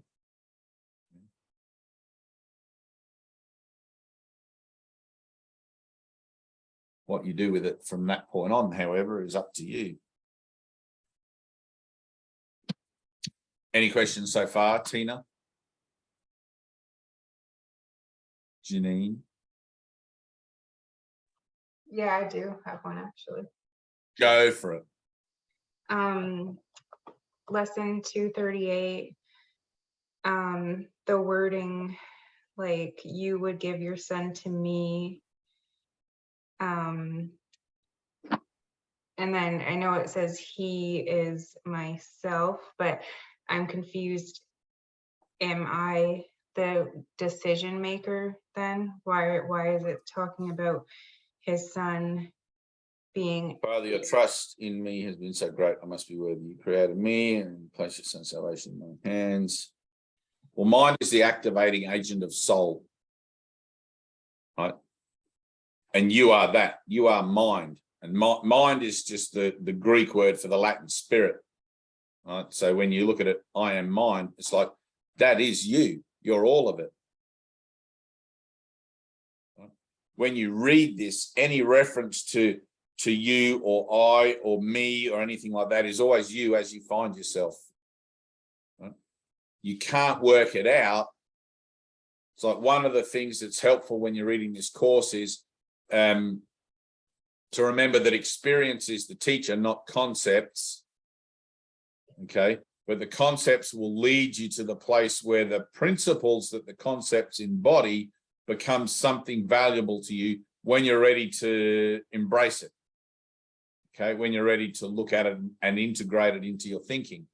So everything that's going on for you, as you find yourself now as a Janine or a Dave or whatever, it's like, well, that's a false identity, right? But I am still mind. I'm just mind that's fuddled up with a load of false beliefs about myself. So I'm learning to make better decisions about what I think I am in the situations that seem to show up for me, right? I only need to make those decisions in the falsity of myself. In the truth of myself, there's nothing to decide. I'm perfect. There's no choice to be made. But that doesn't get me out of Disneyland. That doesn't get me out of the place I find myself. It's like that's just sort of like two-stepping it all. Spiritual bypass seems to be the thing everybody likes to say these days. That's just like saying the words but not doing the work, right? So I've got to find myself in the place where I'm actually doing the work. So when he says, where is it? I must be worthy. You created me and know me as I am, and yet you placed your son's salvation in my hands and let it rest on my decision, right? You are God's son, but you're also God's son as you don't know yourself, right? Just because you have amnesia doesn't mean you're not God's son. Just because you have amnesia and think you're something else, like a Janine, doesn't mean you're not God's son. So it's like Jesus is talking to you as the imaginary friend that you think you are, and at the same time representing your reality, right? Because you have to deal with this and you have to look at this and face this and make the decisions about this in the place where you actually find yourself, which is on earth, in a body. These are the beliefs I have about myself, right? And as you progress, it's like you start to realize, well, hang on, I'm not on earth. I'm not in a body and that. And then you might, in a few years' time, you might come back and you'll read that and you go, oh yeah, I used to think like that, right? But it's like, what is it when you're sitting here going, now, what does he mean by that? It's because you don't know what he means by that. Right? Experience is the teacher. In the moment where you know what he means by that, it'll be because you've experienced it about yourself and you won't have to ask the question, what does it mean? Okay. So one of the things that happens in this course, and like, man, you can read a whole page, 50 lines or whatever it is on a whole page, and you might only get 2 words.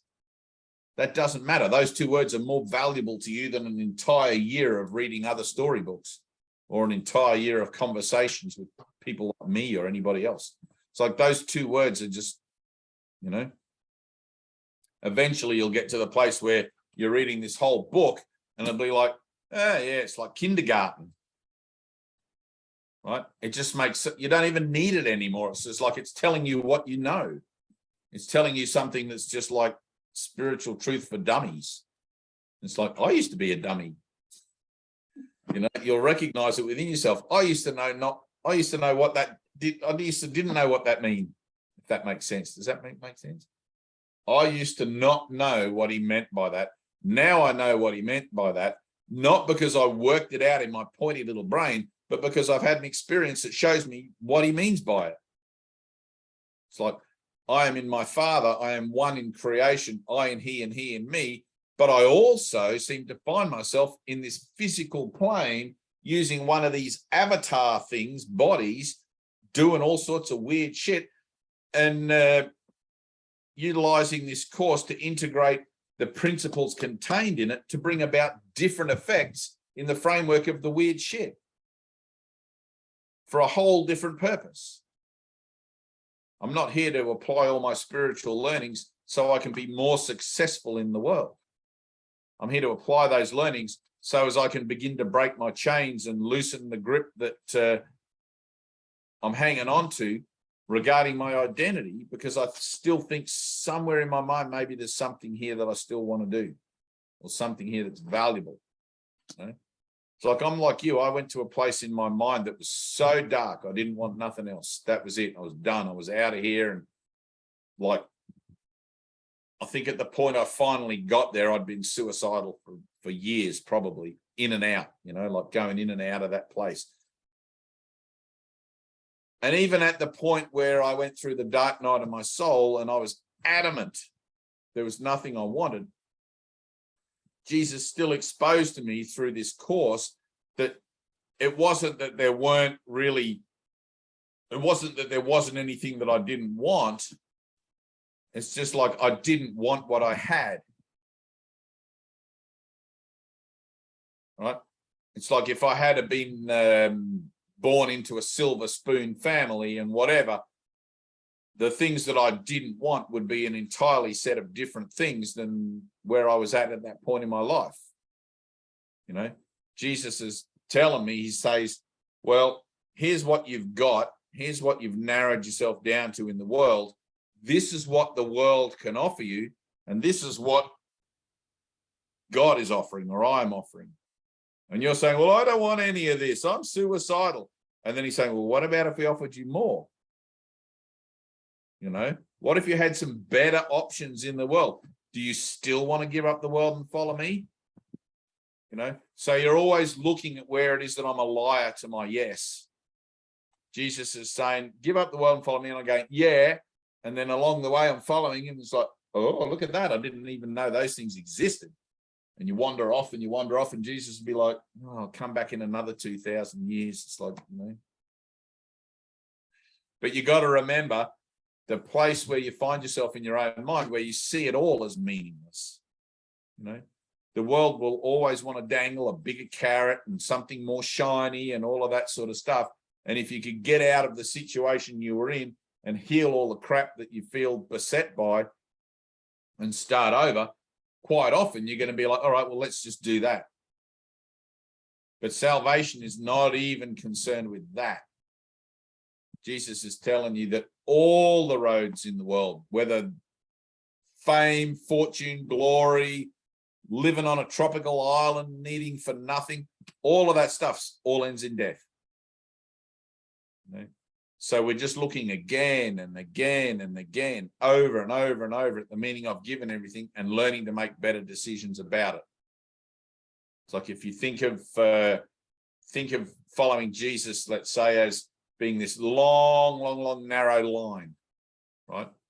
It's a thin line through the world. And as you go, Jesus comes and finds you in your dark place and you follow him. You got to stay on that line, right? The distractions are always going to be there to look to the left or look to the right. And ooh, look at that and look at that, right? Your job is to stay on the line. But without mind training, you're not going to even realize that you've drifted off. Right? The first step into hell is a slippery slope. And you'll be out there doing whatever it is you think you're doing. And you'll swear black and blue that you're participating in salvation. until the moment you realize that the shit's hit the fan again, and you'll be like, where did I go off the track here? How did I end up in this place again? I was doing so well, right? But you learn to remember by forgetting, right? I don't think there's anyone on the planet who can just suddenly say yes to Jesus and then stay in that yes 24/7, right? So you kind of have to give yourself a little off the hook there with that, you know, like you can't beat yourself up for it. And it's like, all right, I'm going to forget. I'm going to fuck it up. I'm going to get it wrong. And Jesus is going to stand there right beside me all the time, holding my hand and waiting for me to be willing to look at my thinking about whatever it is that I'm involved in or think I'm involved in. You know, eternally patient. So it's like, okay, I see where I'm at. I'm a beginner. I'm a newbie. I'm always saying yes. Every morning I wake up, here I am, Lord. Yep. Let's do this. And it's like, let's see what happens today. Because what is that thing, Tina? The evil of the day is sufficient or something or other, sufficient error. Come on, you're more biblical than me. You should know this stuff down Totally pat. not. I die daily, St. Paul, St. Peter, whatever.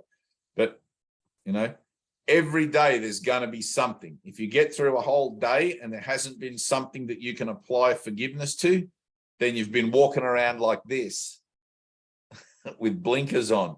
It's like, let it affect you. You can't die anyway. You're eternal.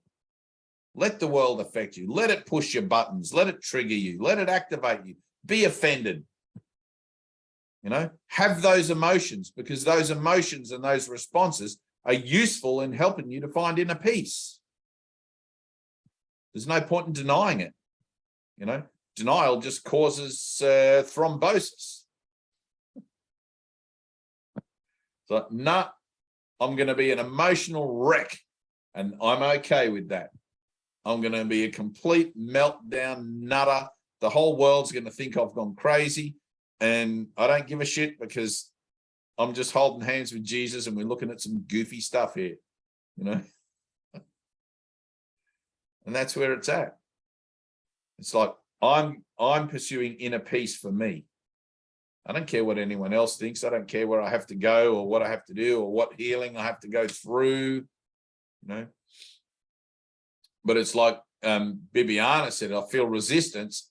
It's like, well, you can look at it as resistance, but you're going to have to heal that idea of what you think resistance is in your own mind, because there is actually only love.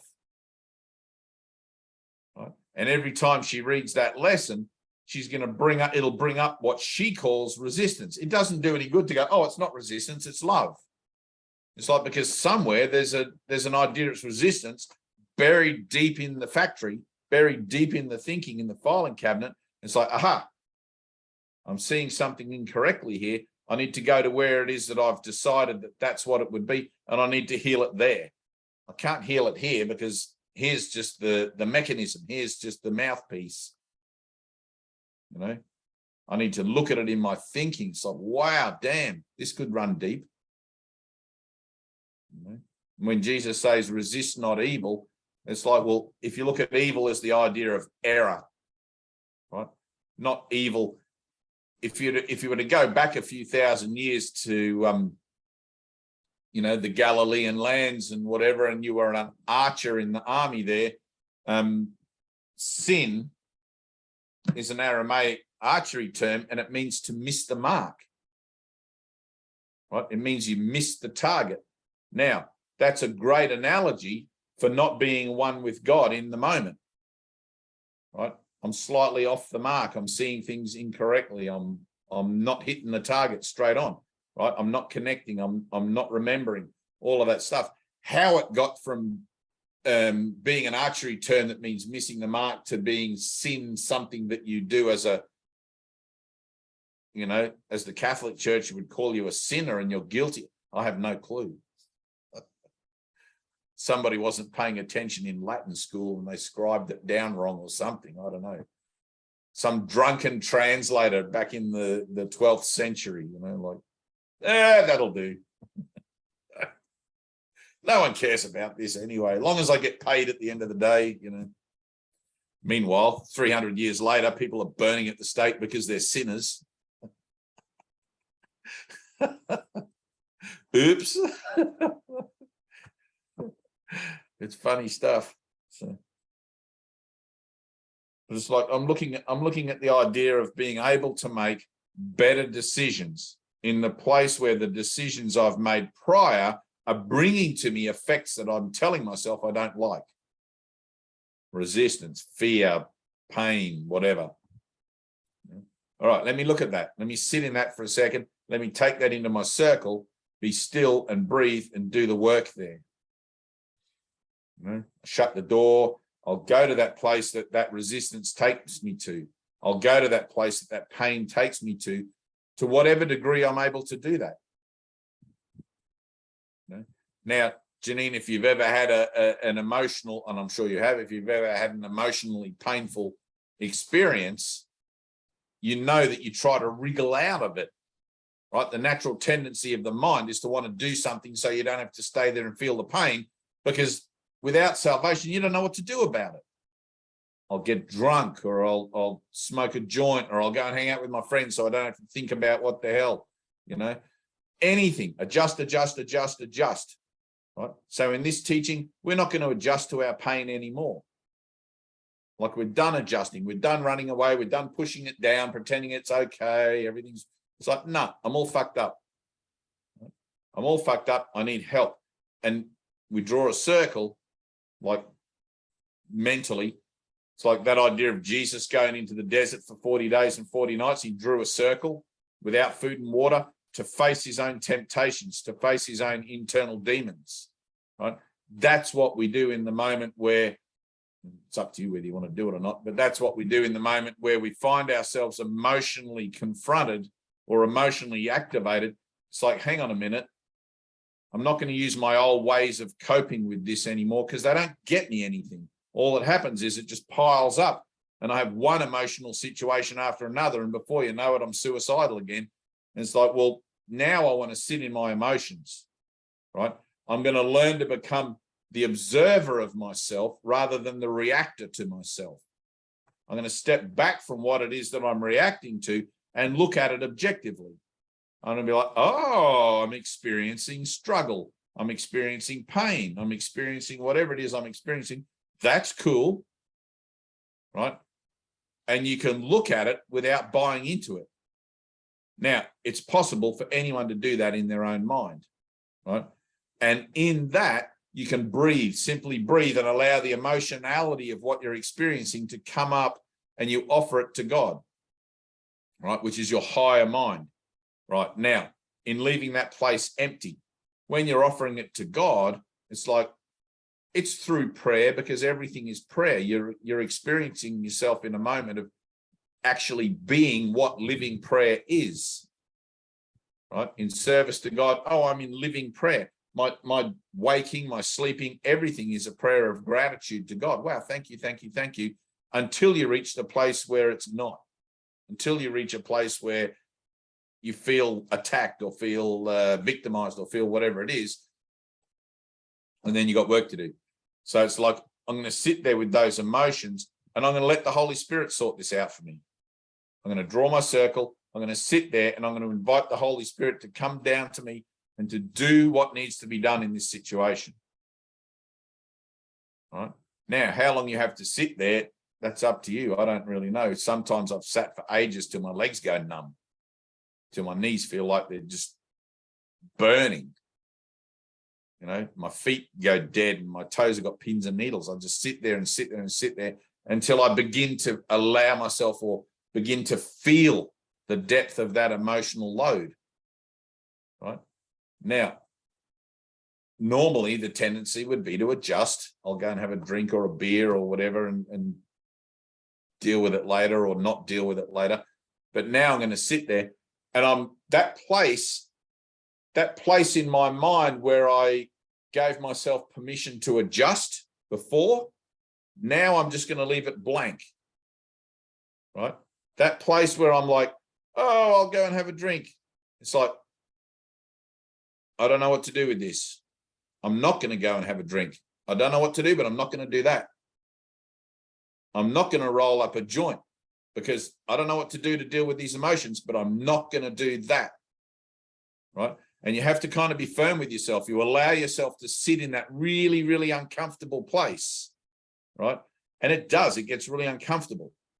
And I like the analogy of people at a restaurant, right? I'll use this one a bit. Imagine a group of friends at a restaurant and everybody's chit-chatting away and all of a sudden it goes quiet.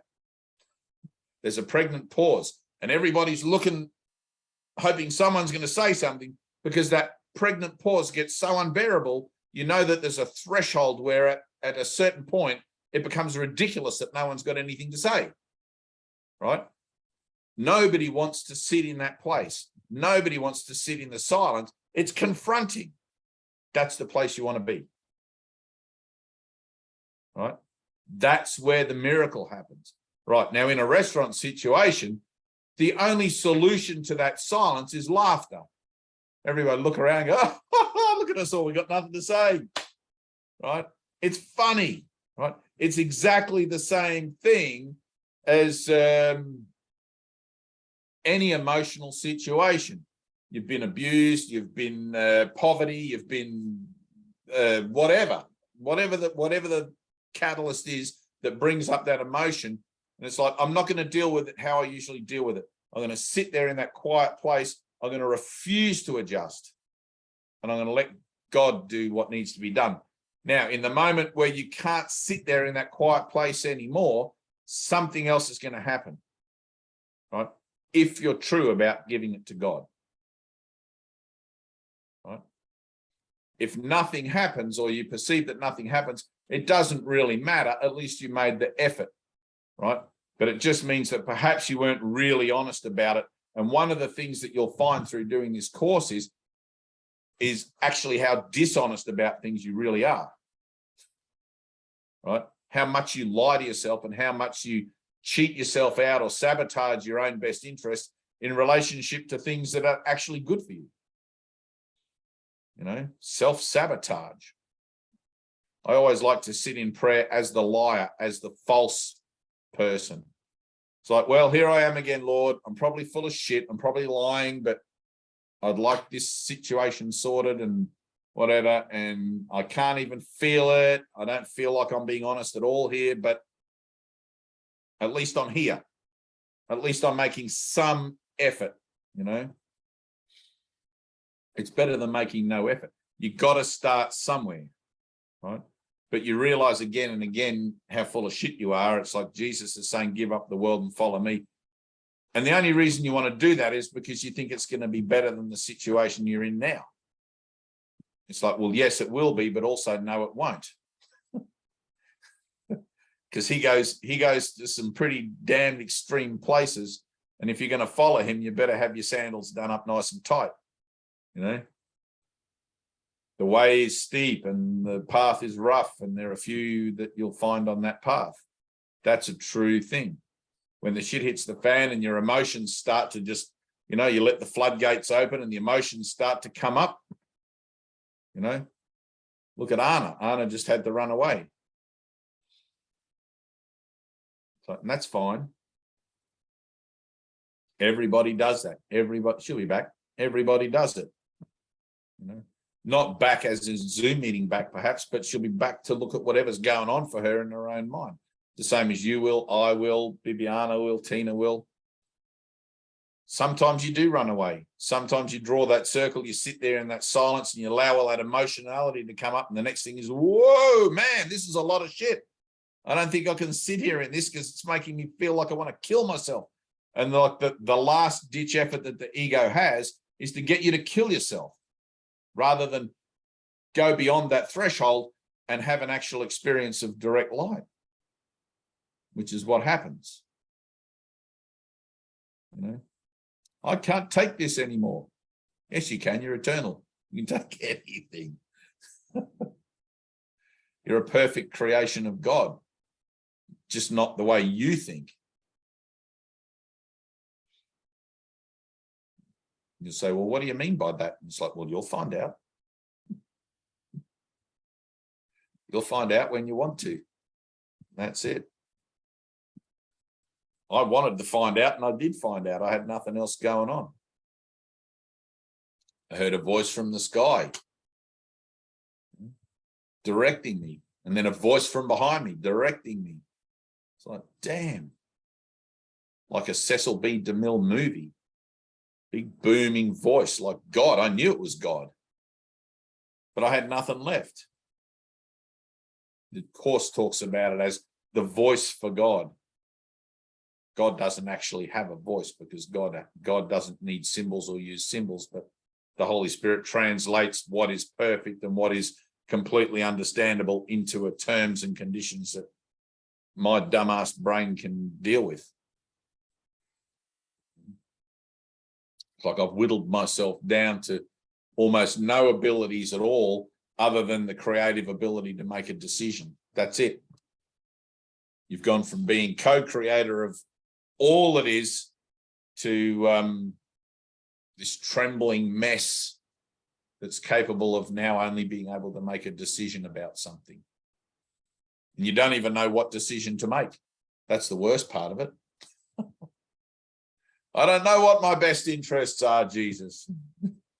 You choose for me. Just help me not to put my 2 cents worth in. I want to just get out of the way. I'm just going to draw my circle. I'm going to sit here and you do it.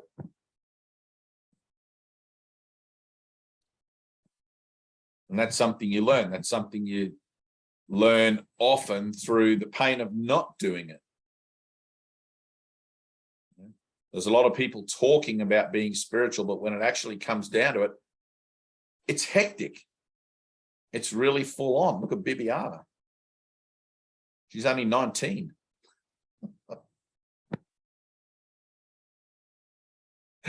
Look what it's done to her. Love you, Bibi.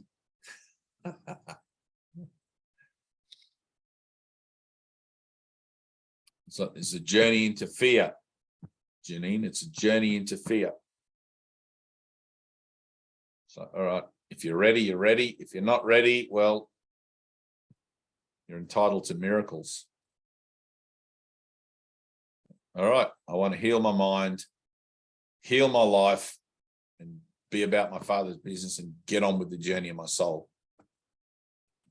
And you learn to see it all as that. You learn to see every situation that shows up as having higher purpose. Every relationship, every friendship, every interaction. It's like, what is my purpose in this?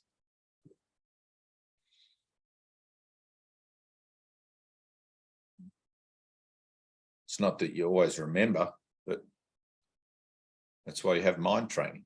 365 lessons, 1 a day for every day of the year. It's why we have each other. We have these Zoom meetings and things, and we help each other to stay on track and to remember, and we call each other out on our bullshit. It's like, I know when you're not, you know, when you read this little book, it's like, I know damn well when you're not reading it from the heart, when you're not reading it from joy and happiness and whatever. It's because you can't hear it.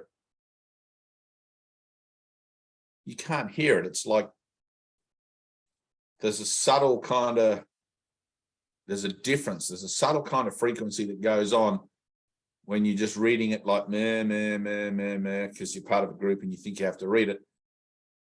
And then when you're reading it from a place where it matters to you, where you're passionate about it and where it's actually active in your psyche, in your mind and in your heart, you know. And it's good to be either one. It doesn't really matter because one belies the other, you know, like the one where you're only half-hearted or whatever.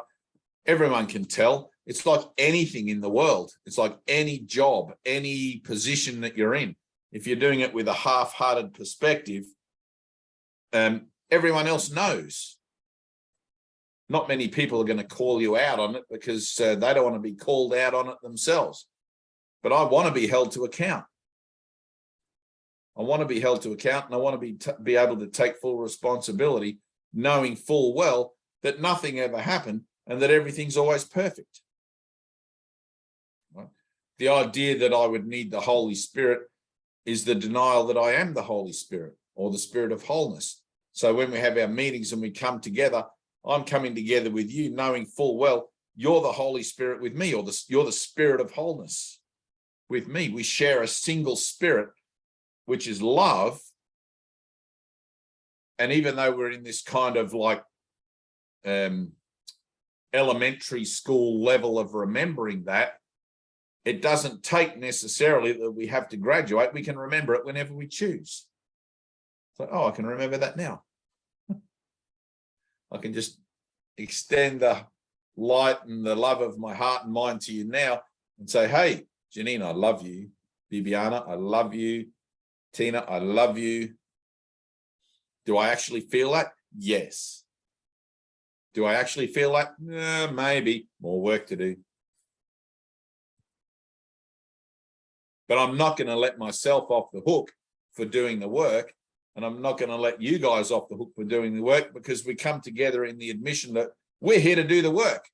We're here to hold each other accountable as brothers in Christ, and as these things in transition, these mind in transition, that's coming together for a purpose that's beyond our grasp to understand by ourselves. Salvation is a collaborative venture. It's a venture in joining. So, oh, you come together, and whoever comes will be provided, you know, like what's that saying, Tina? When the teacher is ready, the student will appear. That's it. I got it right. It's not biblical. Not biblical, but it's a well-trodden. Exactly. So it's like, I'm here in the process of learning what my own best interests are. You guys show up to give me an opportunity to express from where I'm at with that. So hopefully I can hear myself teaching what I need to learn. And it gets very simple. Every day it gets simpler and simpler and simpler to be grateful, to be grateful, to be grateful. It's like, wow, thank you, Father. Thank you, Father. There's nothing, seen rightly, there's nothing I can't be grateful for. The person playing the good part for me, or the person playing the bad part for me, because everything is contributing to my salvation. And salvation is more important than justifying myself as some kind of identity in the world. You know? It's like, in fact, that's not important at all. Unless it is, Tina. No. Careful about that. That'll show up for you now. I saw you do that. And well, it should, you know. And well, it should. Let's get it done. Let's get it done. Yeah. Let's join in that idea and say yes to it. All right, I'm with you. I'm totally with you there. Get it done. Get it done. Yep. All right.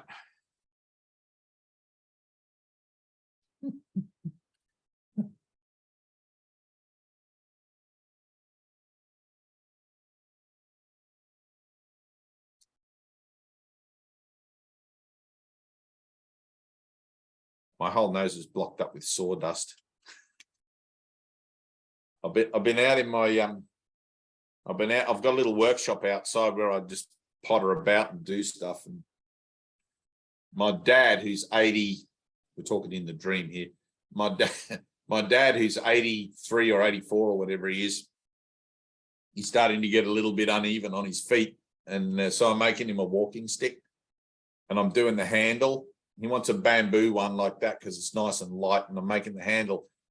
And I got my sander out, and I'm sanding it's a redwood, Australian redwood, which is a really hard wood.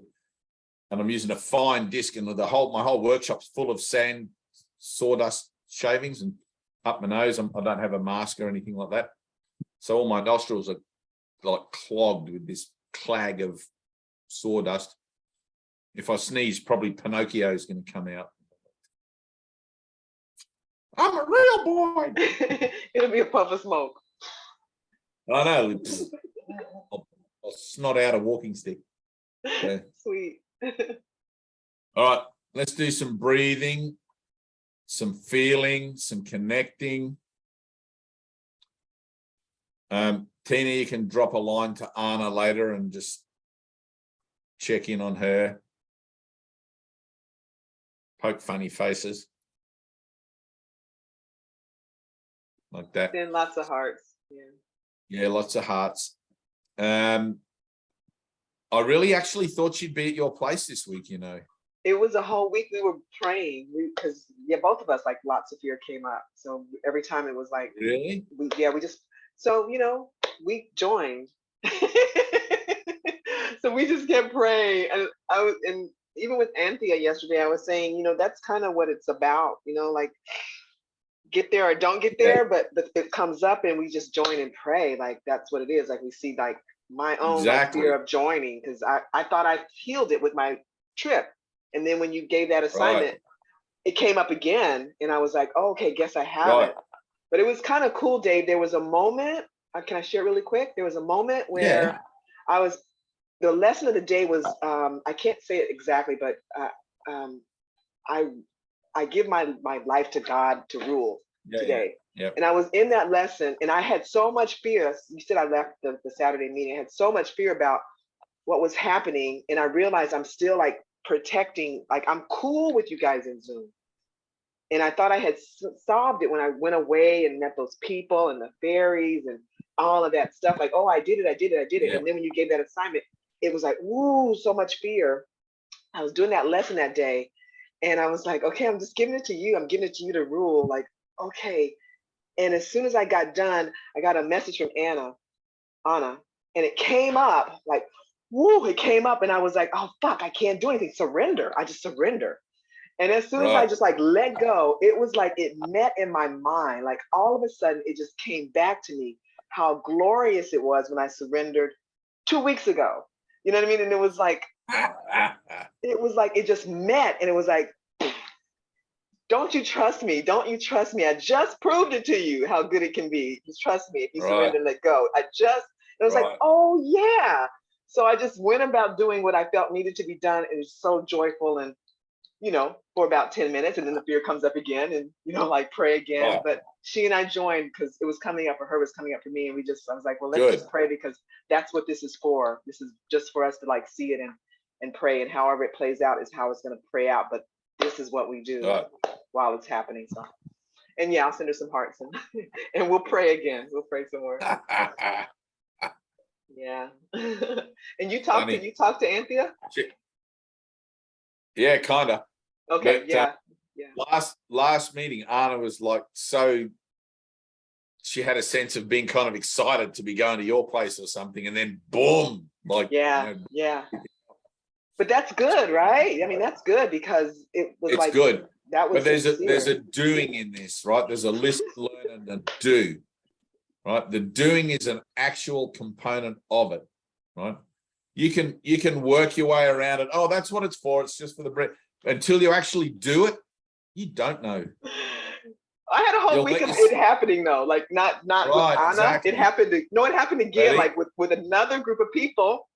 I had to do it again. Like it happened again, like this week. And it was the same. It happened again. Like as soon as I said yes, it was a miracle, because I was trying to slide out of that too. Like, I can't do this. It's like too far away. You were. And and I was like, well, fuck it, I just give up. And as soon as I gave up, like the miracle like rushed in, and it was still like, I don't really want to be with you guys, but okay, I do. I'm gonna be with you guys. And it was like, so all week long I've been going through that. It's like, seriously, I didn't really know I had that much. I didn't know that I had that much fear of joining. Yeah. You can go to her place, It's my assignment. It is my assignment. I could go to her place. Where's Viviana? Where do you live, Viviana? I'm in Torrance, Los Angeles. So she's where close are you to me. exactly? I'm close. I could totally go to your place. I mean, I didn't bring this up with you, Dave, because I saw myself. I was trying to get away from it. Anna is in still Florida. trying to get it. Look, I am not. I'm just. Don't I didn't bring it up. To me. I didn't bring it up. I wanted to, but I didn't bring it up. Look at you getting all defensive and deferring, and it's like, I surrender. I let go. Whatever. Take me, Father, of yours. all right, good. It's funny. Salvation's a game that happy children play. So, anyway, all right. Janine, sitting up, all sit up. Everybody sitting up nice and straight. Janine just got all comfy laying down. Damn. Sitting up nice and straight.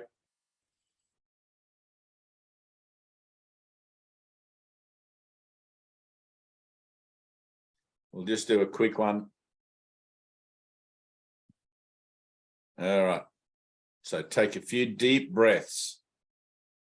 Close your eyes and try to relax the idea of your body. Just let it go for a second. Take a few deep breaths in and out. Try to remind yourself that everything, including this, is part of your spiritual journey, part of your journey through the mind, including this, right? Try to give everything full recognition and full acceptance, whether you feel that you're competent or not competent, whether you feel one way or the other about anything to do with anything, right? This is just a moment that's perfect unto itself, and just allow it to be that. Close your eyes. It doesn't have to be associated with any other moment, with any other learnings or teachings, right? Nothing. It's this moment, whole and perfect unto itself. Try to forget about the past, what someone else has told you. Try to forget about the future, what somebody might say to you, what you might learn, all of these sorts of things. Allow this moment to be perfect, to be brand new, without you feeling the need to write anything in the blank space. Just let it be a mystery. Let it be open. Here I am, Lord. This is a place where you present yourself to God. Whatever your ideas of God are, it doesn't matter. Even if you don't have any, it doesn't matter. Here I am, higher power. Here I am, source. Here I am, Father. Whatever you want to use. It's like it's a moment of surrendering and a moment of entering in to the fresh, new, open place of this moment. Letting go of everything else. Forgive the world and let it go. Forgive the world and let it go. And just breathe. Try to imagine a circle. Try to imagine a circle around you on the ground. A golden circle. In your thoughts, imagine a golden circle. You're in a forest or you're on a beach or you're wherever you are. Right? We'll just use a little creative visualization. A golden circle in front of you. This is a place dedicated to healing. This circle is a place dedicated to healing. It has that purpose and no other purpose. It's a place in your mind, an idea in your mind that you are holding sacred. If you don't want to use a circle, you can use a phone booth like Superman. You can use whatever you want. It doesn't really matter, right? But we're going to use a golden circle.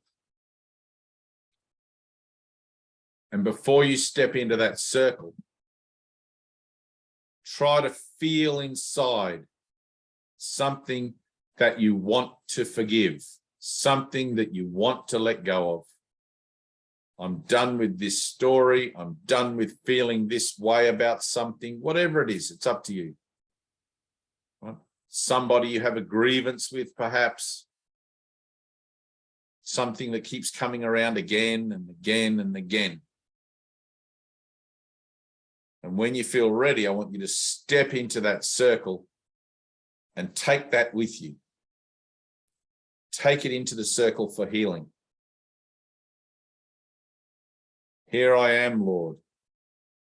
I am willing to forgive myself for this situation, this person, this event. I'm willing to forgive myself. Not the person, not the situation, and not the event, but yourself for that.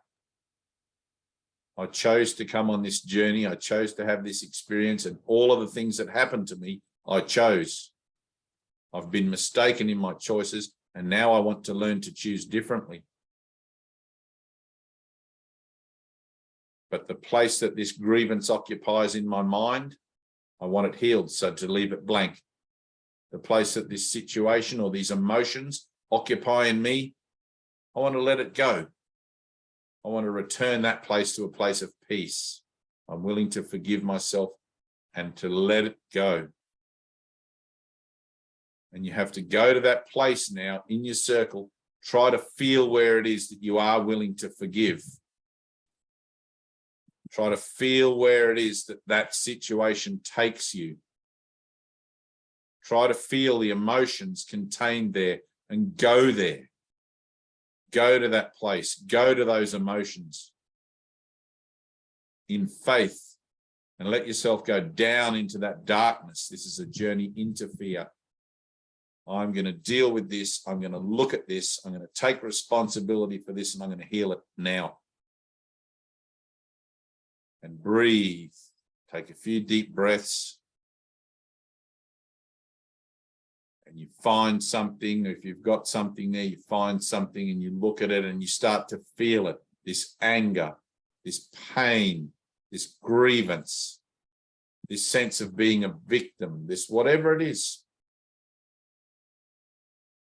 I'm tired of feeling this way. But it can't be just words. You've got to get in there, bring cause and effect together. Cause and effect together. I'm tired of this. I'm done with this story. I am willing to let it go. At least I'm willing to sit in my circle. So there's got to be some willingness. I'm in this Zoom meeting. There's got to be at least some willingness for me to even be here. Breathe, Bibiana, breathe. Go deeper. Try to feel it. Let it affect you. Your thoughts can't hurt you. Your emotions can't hurt you. You can think they can, but they can't. You're in a safe place. You're perfectly okay. Let yourself go where you need to go with the recognition that you have a purpose for going there. I'm going to do this. I have a purpose for doing this now. Try to be objective. Try to step back and see that emotionality. Feel where it's taking you without buying into it. You don't have to buy into it. You don't have to suffer all over again. It's like, look at it. I don't like how it feels. I feel it in my throat. I feel it in my gut. I feel it in my back. I feel it wherever you feel it. Breathe. Breathe. Here I am, Lord. Here I am. Take this from me. Heal my mind of this. Heal my mind of this. I need a miracle. I need a miracle. I don't know how to heal it. I can't do it myself. If you could, you would have done it already. Breathe. Let it happen. Let go. Let go. Let go. Let go. Give it to God. In the circle, feel where it takes you and give it to God. Heal my mind of this, Lord. I am willing to forgive myself this story, this idea. Not forgive because you did anything wrong. Forgive just because it's not real. It has no reality being of the past or the future. It's just memories. It's taking up part of your mind as memories. Now you choose to be peaceful and at peace. Let's get in there and just erase that. There's no point dragging it around for the rest of your life. And don't adjust to the place. Don't adjust to where it is. Let it be brand new. I'm tired of my memory banks being filled with this garbage. I'm tired of thinking about it. I'm tired of feeling it. I'm done with it. You got to feel it in your heart where you're done with it. It's easy to make the decision. The mind is where you make the decision And the heart is where you find the passion for that decision. I'm so done with this. I'm tired of it. I don't want it anymore. Breathe. Good.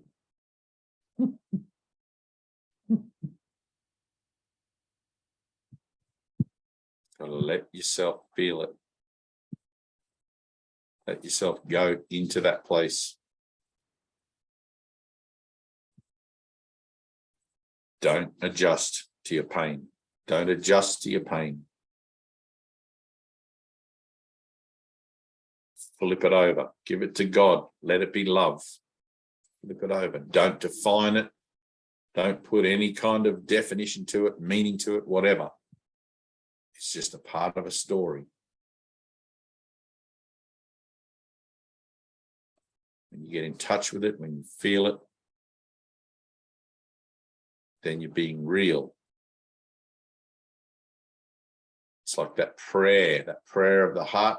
It has integrity there. You mean it. You know, when you say it in your thoughts, you don't necessarily mean it. But when you feel something, you can't avoid that you mean it. You can't kid yourself because you're in the thick of it and you're feeling it. You can't lie to yourself about it. Your ego may try to recover,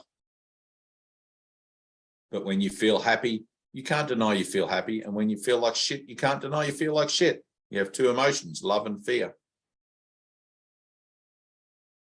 I'm going to hand over all my fear to God so that I can remember love. Breathe.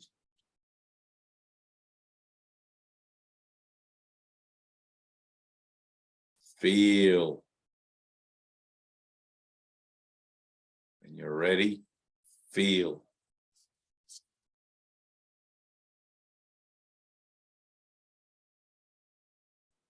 Good. And you may not let it go in a Zoom meeting. You may not let it go just doing these exercises. It may be something that you have to do in the privacy of your own little thing. But it's just a kind of an expose. It's just a kind of an exercise. We have this exercise in practicing our healing.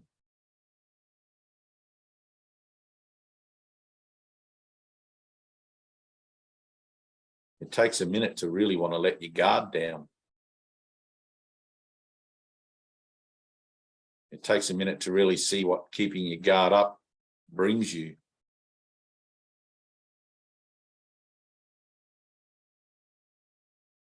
You reach that place and you look inside and you just go, fuck it. I've got nothing to lose.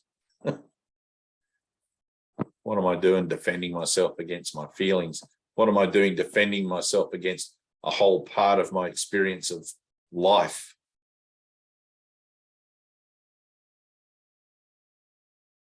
The opposite of life is not death, because life has no opposite. It's another form of life. In the text, the opposite of life is not death.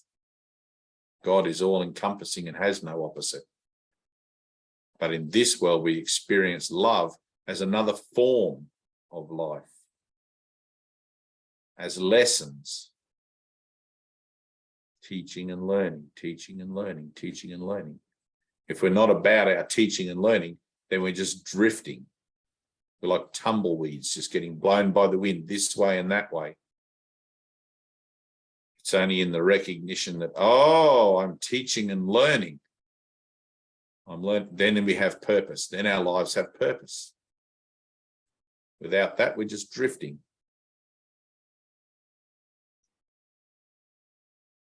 When our life has purpose, then we're the dreamer of our dream. We're the captain of our ship.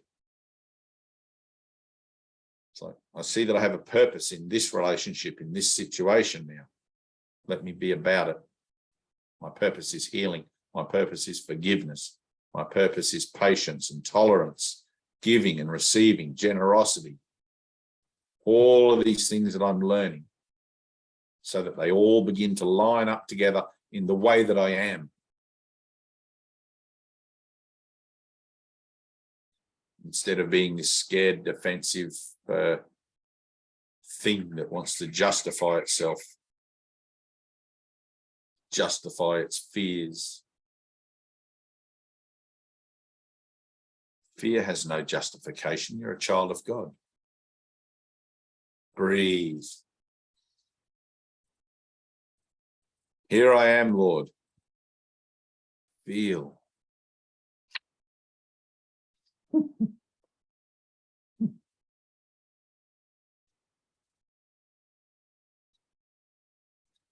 Breathe. Try to focus. Don't let your mind wander off into the past or the future. Focus. Here I am. Stay in the circle. Stay in the now, in the here and the now. Apply your mind training. Don't be distracted by thoughts that come in and somebody's at the door or the telephone's ringing or what am I doing tomorrow? Don't let yourself become tolerant of mind wandering. Focus. Here I am, Lord. I'm here for my healing. Hold yourself to an accountability for that. Hold yourself to a responsibility for that. It's a gift you give to yourself.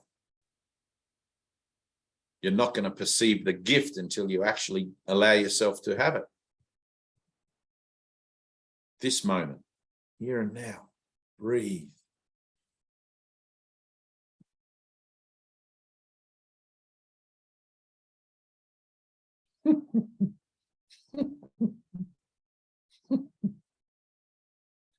Breathe, focus. Yes. Yes, here I am. Good.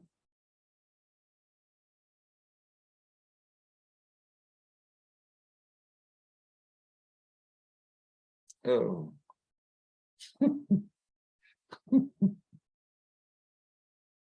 Good.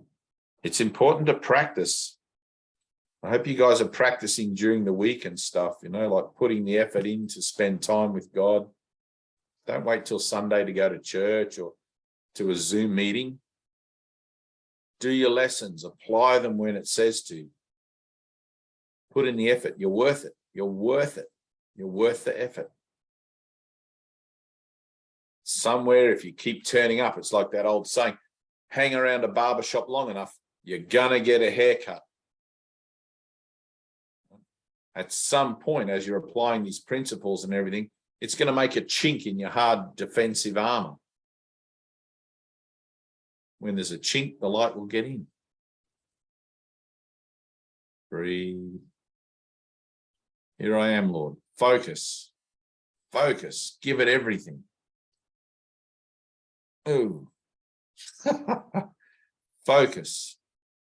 Ready? Breathe. Yes. Right there. There it is.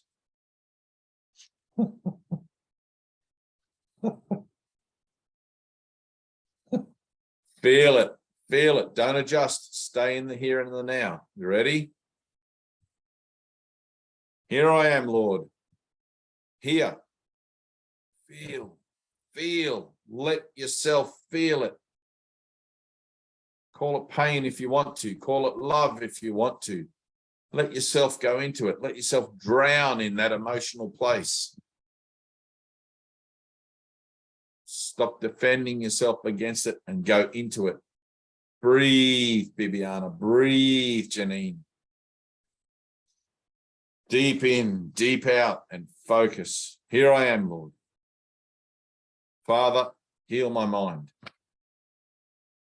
of the belief that there is anything that needs healing in me.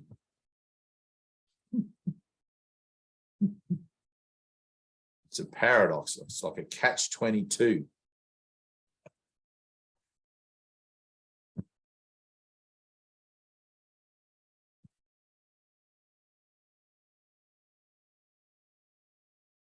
Good.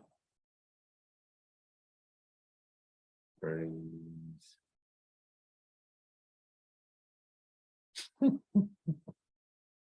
Yes. All right, good. Leave it there. Love you guys. Good. What's going on with you, Janine?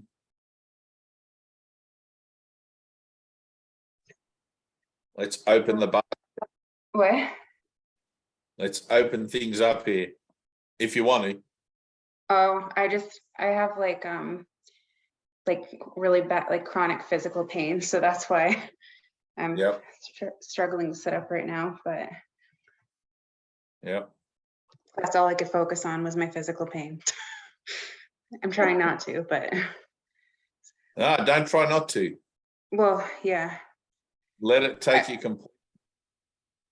Yeah, I was just trying to it's been like almost 3 hours, so that's why I'm like trying to move a bit. But Right, okay. yeah. All right. Call it at 3 hours. And oh, you've been here a bit longer than me, but anyway. All right, I love you. Peace. Hopefully Anna's on her way to your house, Tina. Thank you for having me. Thank you. Thanks for showing up. Hang out with Tina and Bibiana, Janine. Hang out with these guys on the internet. Okay. Yeah, They're you mighty. Annie found us through Annie. Annie? Yes, she came via Annie. Oh, okay. Yeah, Cool, babe. so Annie gave you All right. what we do, because we have another one tomorrow. If you're able and willing. Yeah, we have one at 7 a.m. my time. Which would be, I don't Tomorrow know, we're going to kick ass. We're going to get I out bet you- here and we're I going to kick her out. know, I know. the door. Kick her I'm out gonna the try to be door. low key in the back. I'm gonna try to stay out of the line No, of fire. no. I'll get you can do tomorrow, Tina. You can facilitate tomorrow and you can go in kicking ass. Oh, I already did it on Thursday. We joined on Thursday. With all the love in the universe. No, I did it on Thursday. Oh, you did? Yeah, I mean, and I Sometimes you have to do the tough love. Sometimes the only way you can hear this is the tough love approach. You know, it's like I was being gentle. I just was like, I need to have true empathy. I mean, I was like, I need to have true empathy because we're doing the same thing right now, and I need to see myself. Right, exactly. It's a reflection. I can't back off of you because I'm backing off of myself. So, but right, yeah, exactly. I'm looking forward to you taking. Kind of like you jump in the pool and you realize how cold it is, but you don't want to get out because everybody else isn't feeling the cold. It's just like, damn. Stay in here until yeah, what's wrong with y'all? Right. I always remember Greta being in my face, like the tough love. She's my tough love guru. Like, and I'm so grateful for her now, like, man, she didn't let me skip out on anything. It's like, for her, I wouldn't be here today. That's for sure. It's so hard, that tendency to you got to put aside, you got to put aside all the concepts that, like it's a reflection, and you got to be the, what is it? The Good Samaritan. Yeah. That concept, right? Yeah. Right. Exactly. Yeah, You see a brother on the side of the road and they're laying there struggling. So you got to pick them up. You got to help them. Yeah. You can't just go, oh, it's my reflection. I'm struggling. Keep walking. It's like, what the fuck is that? Yeah. Well, I mean, even if it is my reflection, I mean, I want someone to pick me up. You know what I mean? So exactly. I gotta pick her up. So yeah, I wouldn't want to be in that place and have everybody ignore me. I mean, I need to see that in her so I can know it in myself. Right. So, yeah. Yeah. But I look forward to you tomorrow.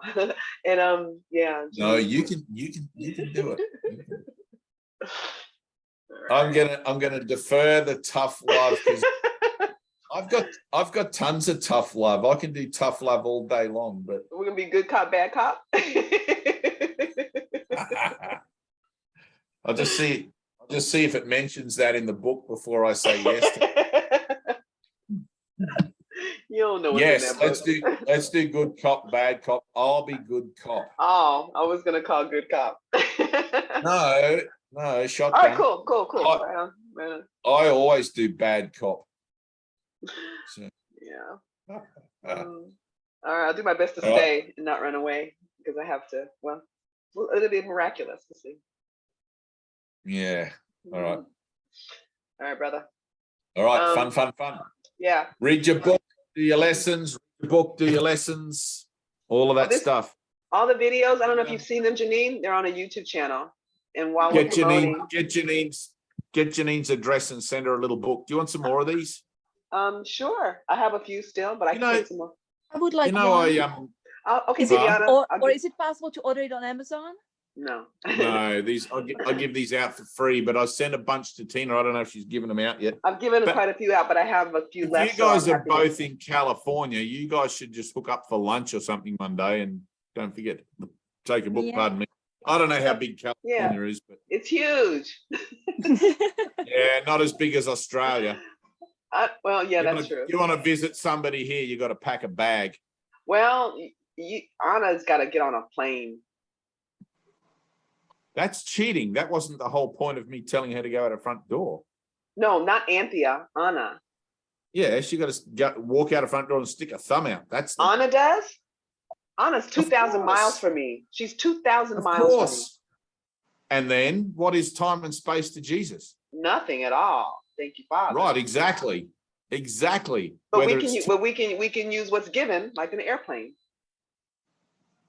no, the whole What? point is that be miraculous. Yeah, miraculously, I get a ticket. If you already got it all sorted out in your head, and you got a plan, No, I'm just saying that can't be off the table. I mean, that's included.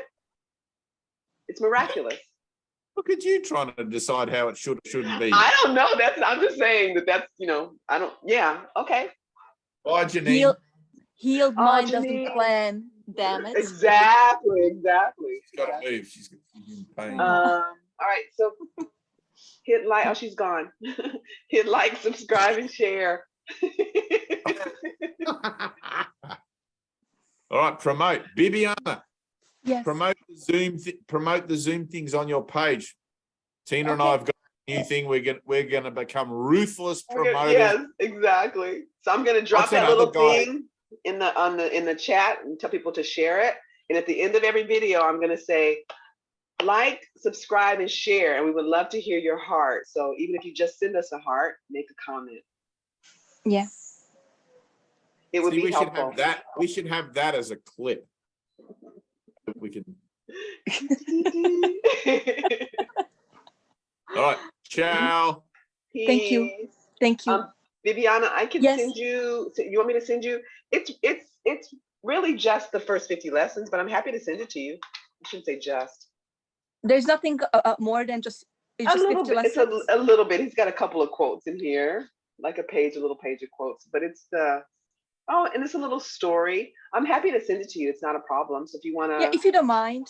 Yeah, I course would not. like that. yeah, I can do it. I mean, definitely by Monday I'll be able to send it to you. So are you in the Oh, there's chat? no- In our group chat? I am in a chat, yes. So you know how to send me a message. So I have your address, or if you want to give it to me now, I don't know. Sounds I can like- give it to you now. Okay. Yeah. Or if that's okay. Yeah, of course. Let me Where just- exactly are you located? I'm in downtown. We're not that far. Los Angeles? Yes. Yes. Yeah. I'm in Koreatown. Created up here. All right. So what's your address, love? 20907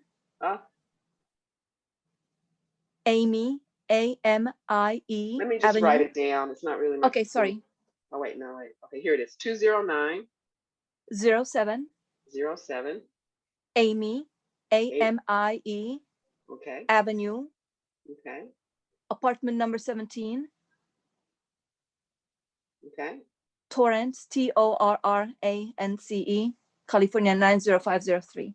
90503. 03, yes. Perfect. 20907 Amy IE Avenue, apartment 17, 90503. Oh, Yes, wonderful. I will send it to you. Thank you. If not, my You're daughter welcome. gonna read it. Yeah, I mean, I've given it to people like that too. Just there's suicidal people all over the place. People are struggling all over the place. So I have given quite a few of them away, but I do have a few. I've found them in my yoga mat, my yoga bag. Yes. Fear is a But it really lie. makes a difference when really you're using the ideas, you see. Use of the ideas will show you the ideas are true. I listened to, what is the, my gosh, the black guy on Facebook, you know. I love his, he does recording, you know, Earl Purdy. Oh, Earl Purdy. How funny. I haven't listened to him in a I long time. I love it because it's very practical. Yeah. And I Mm. also listen to Michael Singer podcast Yeah, because I that's the love same Michael thing. Singer. I Very love Michael practical Singer. too. Yeah, I Yeah. love Michael Singer just as an example because we need those practical examples of just, letting go and surrendering, you know what I mean, and Yes. really allowing yourself to be guided. You know what I mean? Because we really do need That's what it to. is, be guided, because Yeah. as soon as you recognize that I have given it all the meaning that it has for me, and I'm using the situation, this situation has no meaning. Nothing is personal. I'm Yeah. trying to make the moment personal when Yeah. it's not personal, to be right about my idea, and my idea, I'm less than others, I'm not capable. And that's why I felt that what I call resistance, but I love it because that, no, in love is just love. It's a form of love bringing to my attention that this needs to be healed. That's Exactly. all. I love that And too then just that because I've been sentence, feeling I that gave it too. a meaning right away that, there's nothing my holiness cannot do. Whoa, because I believe I cannot do. And I feel guilt of that, and less than others, and blah blah blah blah blah blah blah. And I'm still learning that. Yeah, I really appreciated him saying that because I say it, that there's only the activity of God, and then I fall into I'm in fear right now, and how is that possible if there's only Yes. the activity of God happening? It's my Yes. misinterpretation and my belief that there's something other than the truth, because the truth Exactly. the truth is true, and only the truth is true. So And nothing else I am is real. seeing through a glass darkly. I'm Yes. calling it something. I'm trusting the wrong mind. So I was really Yes. grateful that he said that, because I've been having a lot of, things being presented to me that I thought was, oh, I'm resisting and I'm in fear. It's like, oh, wait a minute. Oh, That's the trick I of the have mind. that. I feel like my That's the trick what of I the call mind. my life. There's no my life, but I wanted to call my life. I'm a mom to 9-year-old. I was in a very abusive, controlling marriage that suddenly he had a stroke, can't speak. And I suddenly had opportunity to make a decision. I'm not continuing with that. So we're living in an apartment, but suddenly everything what I gave meaning to, financial situation, financial stability, and everything, wow, nothing works. And suddenly we are on a welfare, and there are government rules, and or they overpaid you, you need to pay back. And everything I'm using to totally terrorize myself and thinking like, oh, you're screwed. Yeah. You didn't build Social Security, and in old age, what do you have to do? You just have to kill yourself. And it's crazy. And to tell myself, no, I am not fucked up. I'm not going crazy. It's actually for me, in a form how it is, that it's really, I cannot avoid it. And I am in a contact with the terror, what I always lived in terror. And even my daughter's words are a reflection of that. Suddenly someone is helping me, let's say, to pick her up from school, and there is another girl who has emotional things. And my daughter finally opened up and she said, that girl hits her sometimes. And she said, I can't be myself. I can't relax. I'm always worried about when she's going to do that. And she cried her heart out. And I saw my ego, my little girl, saying, I fucked up, because it's the same thing in this form through my daughter's words. And again, instead of saying, I fucked up, I'm guilty, saying, no, the love reaching me in a form that my heart is shattered by that. And saying, I'm done with this. Yeah. But it's meeting it where you are. You know what I mean? It's meeting you right where you are, like letting all of that up. Yeah, like bring that up. Idea. I'm not saying this is scary and it will become scarier, and I'm not capable. And it's too much to handle. And that's what needs healing. Yeah, exactly. So bring that up to the light. Like it says in the Course, hide nothing from me. You know what I mean? Like you don't perfect it first. And we tend to do that, finger on my nose, with a concept. Yes. You know what I mean? But no, it says, come where you are, just the way you are. Bring that to me. All of this darkness, I want you to bring it up and give it to me. Don't try to like and I saw how I always prevented it. I always was scared and I was aware of it, but didn't allow myself to feel it fully. Because So we even believe it's true, you know, we and believe that and it even has. the words where they rightly feel I align to the energy of that. I'm tired of this. I can't do this anymore. You know, I'm done with this. You know, I know now that it's for me because Yeah, you know, yeah, that's yeah, exactly what yeah. is, you know. But it brings And you right to that sense. I mean, in my own yes, experience, a sincere prayer. Finally, I can yes, sincerely ask for help because I've been bullshitting the whole time. yeah, I've and been then I'm wanting to not feel better, capable. and And I'm yeah, not capable to do it on my own. That's why I'm when you not. had me read, I'm and then it was like, not. oh, once again, let me be guided. Let me be Yes, guided. I need to be guided yes. because this mind will give it a meaning and use it for it. And that's why I'm so attracted to another lesson in A Course in Miracles. I think, you know, what it says, you know, I have a mind I alone must rule. Yeah, that one That's is. it. That was the one that. And mine is given, and it can only serve whatever purpose I perceive in it. Mhm.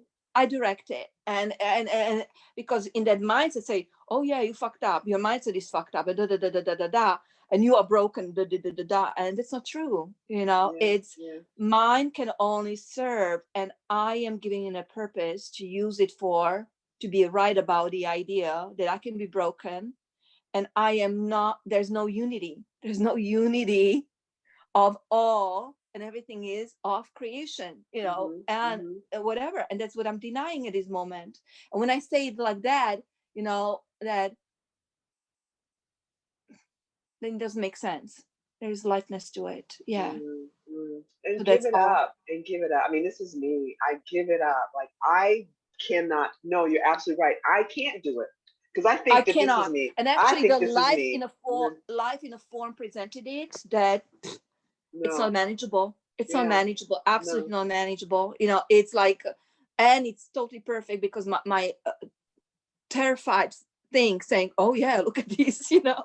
yeah, You yeah, know, yeah, how you solve this, how you solve that, how you solve that. Oh, you're still illegally married. You're going to have a medical bills already in millions if government will sue you for that because by law, maybe you owe it and whatever, and how are you going to divorce him? And he can have a custody of her and it's not good for her. And they're fanatic, religious fanatic, and all these reasons why to be frightened, you know, hmm hmm And the mind and is working overtime when it's very, very totally, simple. It's very, very simple. totally. We are being guided to become miracle minded. When are we going to let the miracle happen? You know what I mean? Like, when are we going to let Willingness, the miracle happen? willingness, Exactly. willingness. In this moment. And Fuck, it I give is, up. I and it give up. is, my gosh, that I recognize, you know, I got a job, what I always love to do, being a nanny, and I'm holding an 8-month-old baby who in a form, and I want to recognize it's not specialness. Oh, she cuddles me and she this and that. Not that. There's no effort in innocence. There are no requirements in this innocence. I'm just joy of that moment. And the source of that joy is within me without effort. And I have that. And I have that when I, you know, it doesn't matter. I know I look at a form, but again, does the form even exist? And again, I'm creating the form to see. Yeah, yeah. All And of don't that and, is and just, don't and I, don't give it to the mind because the mind wants yeah, to and figure I all cannot of be that two out. places at the same Mhm. time. I cannot No, be that and that. There's no. only one truth. Yeah, and don't give it to the Both of mind that because the cannot mind wants be. to figure that out and work that No, out there's this way. nothing. It's mind boggling and like, No, it's just hell. You know what I mean? It's yes, just hell. I mean, because it yes, comes to a place where you're in a corner and you've been fighting, and you know you're in a corner. And thank you, yes, Father, for that corner. I got nowhere else. exactly, I have nowhere to go except like exactly. this. Except like this. You know what I mean? Yeah, Because yeah, the mind keeps going. Woo, woo, woo, woo, woo. yeah, yeah, yeah, And now let me grab from my arsenal of spiritual ideas and concepts, you know, and let me yes, continually keep myself busy with that. I'm in a fucking corner. You know what I mean? That's it. And all I can do, because I'm being asked to be miracle minded, give it to you. It's not me, yes, Father. It's not me. I am one with you. I got to give it up. Show me the yeah, miracle. When am I going to be? When am I going to allow myself to be convinced? You know yes, what I mean? When am I going to allow myself? Right now in this moment. Yeah. right now. How many Right. times during the day you denied yourself that happiness? That's Exactly. Earl Purdy says one time or something, whatever. I know it's from the course, but it's like, oh my Mhm. gosh. Mhm. And then another thing what really speaks to me, because in that false belief of the fear that I'm not capable and how guilty I am in that. And so somewhere in the course where it says, everything is accomplished through life, and life is of a mind and in the mind. Right mind. It's not out there. Yeah. It's not Yeah. out there. No, that's the trick. And I That's the see trick. in that idea of guilt and not enough or not good enough and whatever, it never worked. I work for a celebrity, very famous celebrity, who at one point told me, you have a gift being with children. Mhm. That hunger, not even filled up a little bit. No, of course not. That's the trick. Nothing. It's a con. This whole thing Yeah, is a all of con. that. Yeah, the It's a idols, hustle. idols. Yeah. What I It's a- made. look here. Okay, wait, look here. Okay, wait, look here. You Yes. never, until Yeah, you wear your, it until was you wear always yourself like, I am out. deprived, I lack, I don't have worth, and I am deprived. So heal my mind of the belief that that's a possibility. It's inconceivable. Heal my mind of this belief. I mean, Yes. I'm caught in it. I was born into it, seemingly. Never happened. Okay, that's a concept. Yes. I don't know that. So heal my mind. Heal my mind. Help me. I need a miracle because it seems Yes. like, you know what I mean? That's it. I need a miracle. I really I need need a it. miracle. Yes. And then be still. You know what I mean? That's what I mean. It's like Yeah. you mentioned lesson 135. And I really have had the experience lately. I went away and I had a huge miracle of everything being taken away from me. I could make no plans. I had nowhere to go. I didn't know where I was going to stay or how I was going to get there. And I was like, Holy Spirit, I need a miracle. Knock my socks off. And he did, you know what I mean? Better than I could have done. It was all provided. But the best part of this was after it was over and I received more. I didn't even know the things I was given that I would love them, down to the most minute thing. I was just perfect. But when I got home and I was doing one lesson 135, I realized what had happened. Finally, my mind opened up and it was like, this is not the first time. It's over and yes. over and over and over. And I can, in this last 6 months, but my mind gets completely washed of it. Yeah. I forget and I come back again and go, I'm willing to be convinced. And Spirit's like, I've been convincing you. But being taken care of. Exactly. So because, it's like, because even like, I don't wish it on my husband or whatever, but I remember a couple months even before in my mind, I remember silently in my mind just said, the fear was speaking and saying, how I'm going to do I don't know how many more years of this. This is not sustainable. This is just ridiculous, this situation. And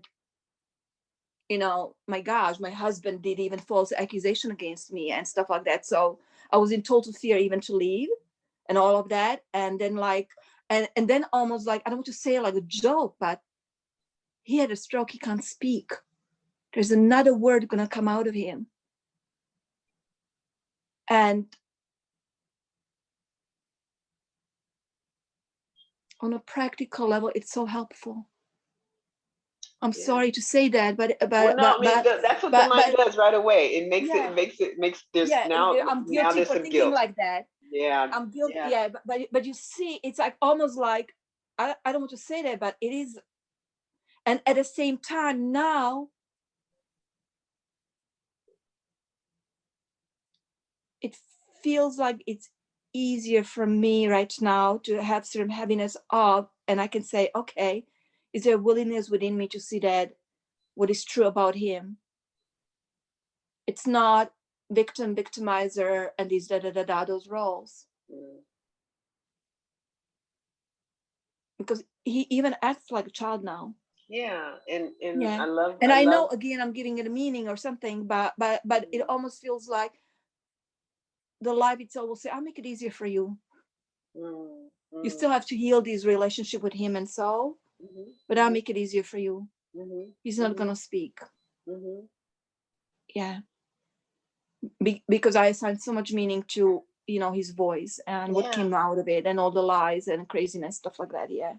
But again, it's not even what in a form, which role did I play? telling myself what I am, what is not true.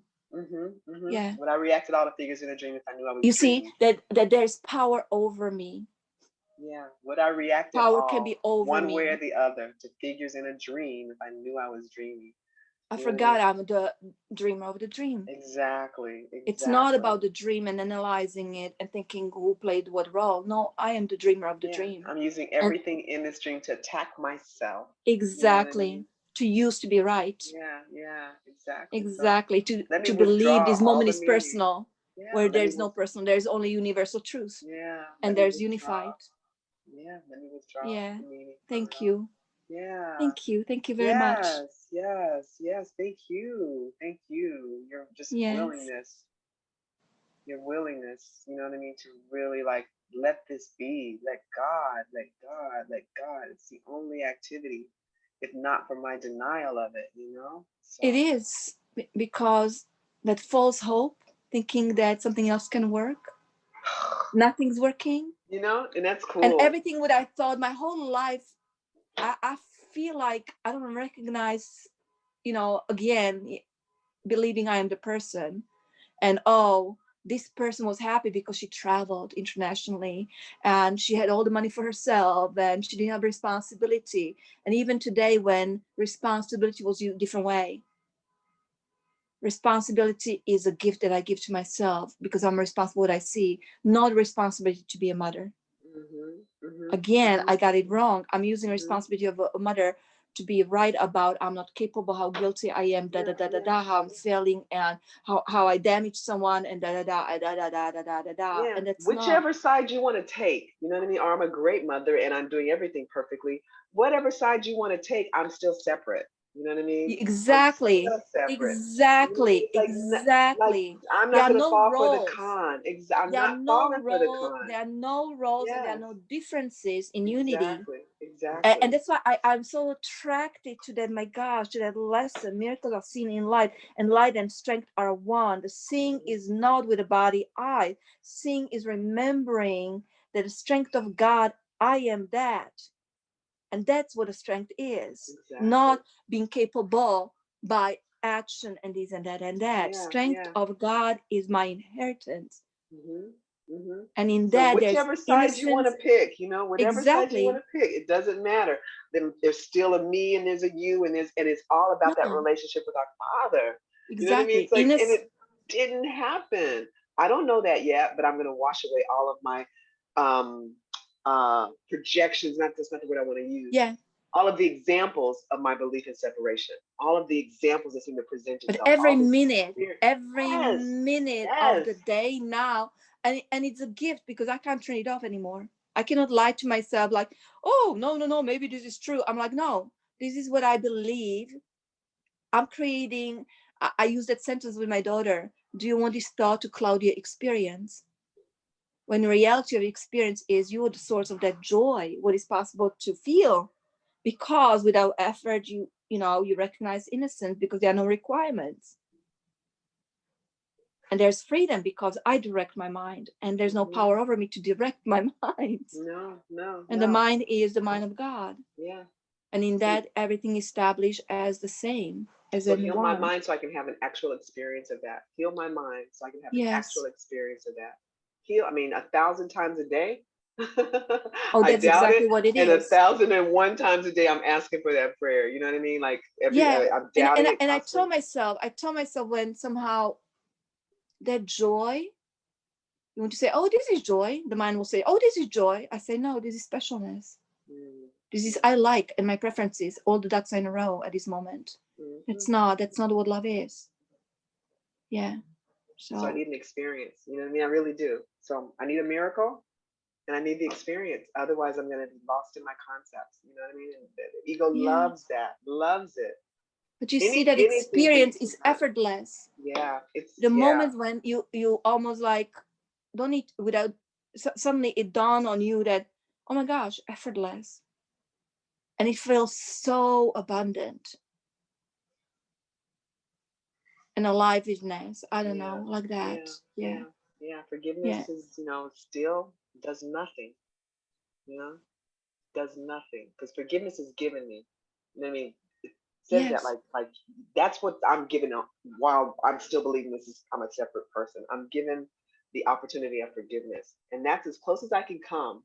You know what I mean? It's that Yes. lesson. That's as close as I can come, and then God will reach up and bring me to Him. You know what I mean? So it's like I do forgiveness. That makes me willing. That gives me knowledge. That allows knowledge to wash over me because the veil becomes Yes. thinner and thinner and thinner and thinner, and But it's amazing because it does nothing. It's still. It the judges whole not. Yeah. my previous beliefs about myself, everything is really upside down. I have nothing to hold on. It's Mhm. crazy. Yeah. Thank you, Father. Everything what I thought I knew, I cannot keep. And there are moments in that thing that it feels very unnerving because that mind will say, but you have responsibility toward 9-year-old little girl. Yeah. Yeah. Yeah. Because you think the 9-year-old little girl is somehow outside of you. Exactly. And I Even can that, damage her, even or I that. need to protect her. You see, Your again, I need to protect her responsibility for the because figures I in am the not dream. safe in the world. I If am I not safe in the knew world. exactly, The same belief. exactly, I'm not if safe in I the world, and something else scary will come. well, yeah, because would I react at all? Would I react at all to figures in a dream if I knew I was dreaming? Okay, I still think I'm dreaming. You know, and I'm still in the dream. Yeah, You know not what I mean? So forgetting I'm the dreamer of the yeah, dream again. Once exactly, again, exactly. totally different And that's position. okay. What we're given is forgiveness. Like forgive my mind of this belief and set. Help me. Forgive me for believing in this separation. Heal my mind of that belief in separation. I don't have to do it. If I had to do it, it would be hopeless because I'm in the, you know what I mean? Like heal. Yes. I need something outside of the dream, you know, seemingly outside of the dream. Yes. Well, it is outside of the dream. So heal my mind of disbelief in separation and all of the effects of that. And show me in a way that I know my mind has been healed. Like it says in those early lessons. Let me see the reflections that my mind has been healed. Yes. I need that. That's my experience, you know. But until then, that's okay. 1,000 times a day, I see a special girl. I see these things happening. That's okay. I look at it with the Holy Spirit and I do my forgiveness, which looks gently and judges not. That's it. Yes. Give it over. Give it up and give it over. That's it. And then our knowledge will dawn. I just do my forgiveness. I don't have to know anything first. I do my practice. That's what's given to me to do. And yeah. Yes. 1,000 Not deciding on my times own. a day. I decided on my own. I decided once again on my own. I decided once again on my own. I'm insisting once again on my own. I decided once again on my own. Yeah. Oh, I call this love. No, it's specialness. Yeah. I decided on my own. Yeah. And once again, Yeah. Because I need specialness to be a separate person. I need special. And then if I look at it in my relationship with God, I needed that to believe I could actually be separate from God. You did not say I'm special. Boom, I'm out. Split. You know, I need that. So the like it says, the secret to salvation, the key to salvation. I love that it's just one word, it's Yes. not plural. The key to salvation is I'm doing this to myself because I Yes, want it. I want to be convinced that the separation did occur. I mean, just facing the fear of redemption, just facing my fear of the light. I really need to convince myself that I'm justified in my anger, in my belief in separation. Over and over again, 1,000 times a day. I just have to show up and be willing to be wrong. Quit insisting that I know something, you know, just be willing. It looks like there's a gorgeous little girl here that's, you know, that needs my help, you know, and it looks like this. It looks like there's a man that victimizes me. It looks like that. And I'm convinced I need help. I need help. Heal my mind of this belief that is picturing and coloring and projecting my world into all of these ideas that I am wound up in, you know. I'm not going to try to unwind from it this way. I need a miracle. Yes. I need a miracle. Exactly. I need my mind to be healed. Yeah. There's nothing to understand because it's not understandable. Exactly. And there's no order in chaos. I love that. By reading that over and over, I forget. There's nothing to understand. It's not understandable. Yeah. It comes from insane thinking, and there's insanity. And there's that's no a order power in it. move. Exactly. That's a power move because now I can see exactly where I am. Thank you, Yes. Father. Otherwise, I would be blindly just accepting this is just the way things are.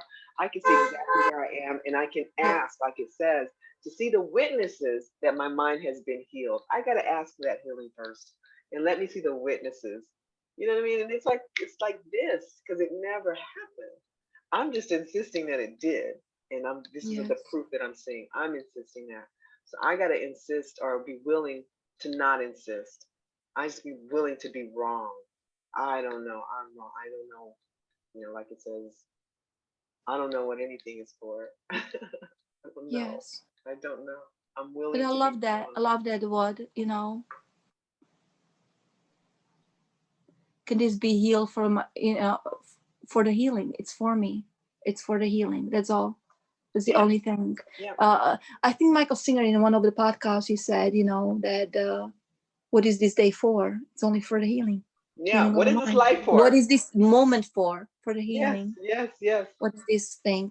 Every Everything single else? thing. Every Forget it. single thing. Every single thing. So that way we can be grateful. You know, for everything that Yes. comes, I can be grateful. So Because nothing going wrong. It's for my no, healing. It's for my no, healing. Exactly. no. Every single thing makes it. Yeah. Yeah. And when I forget, that's okay.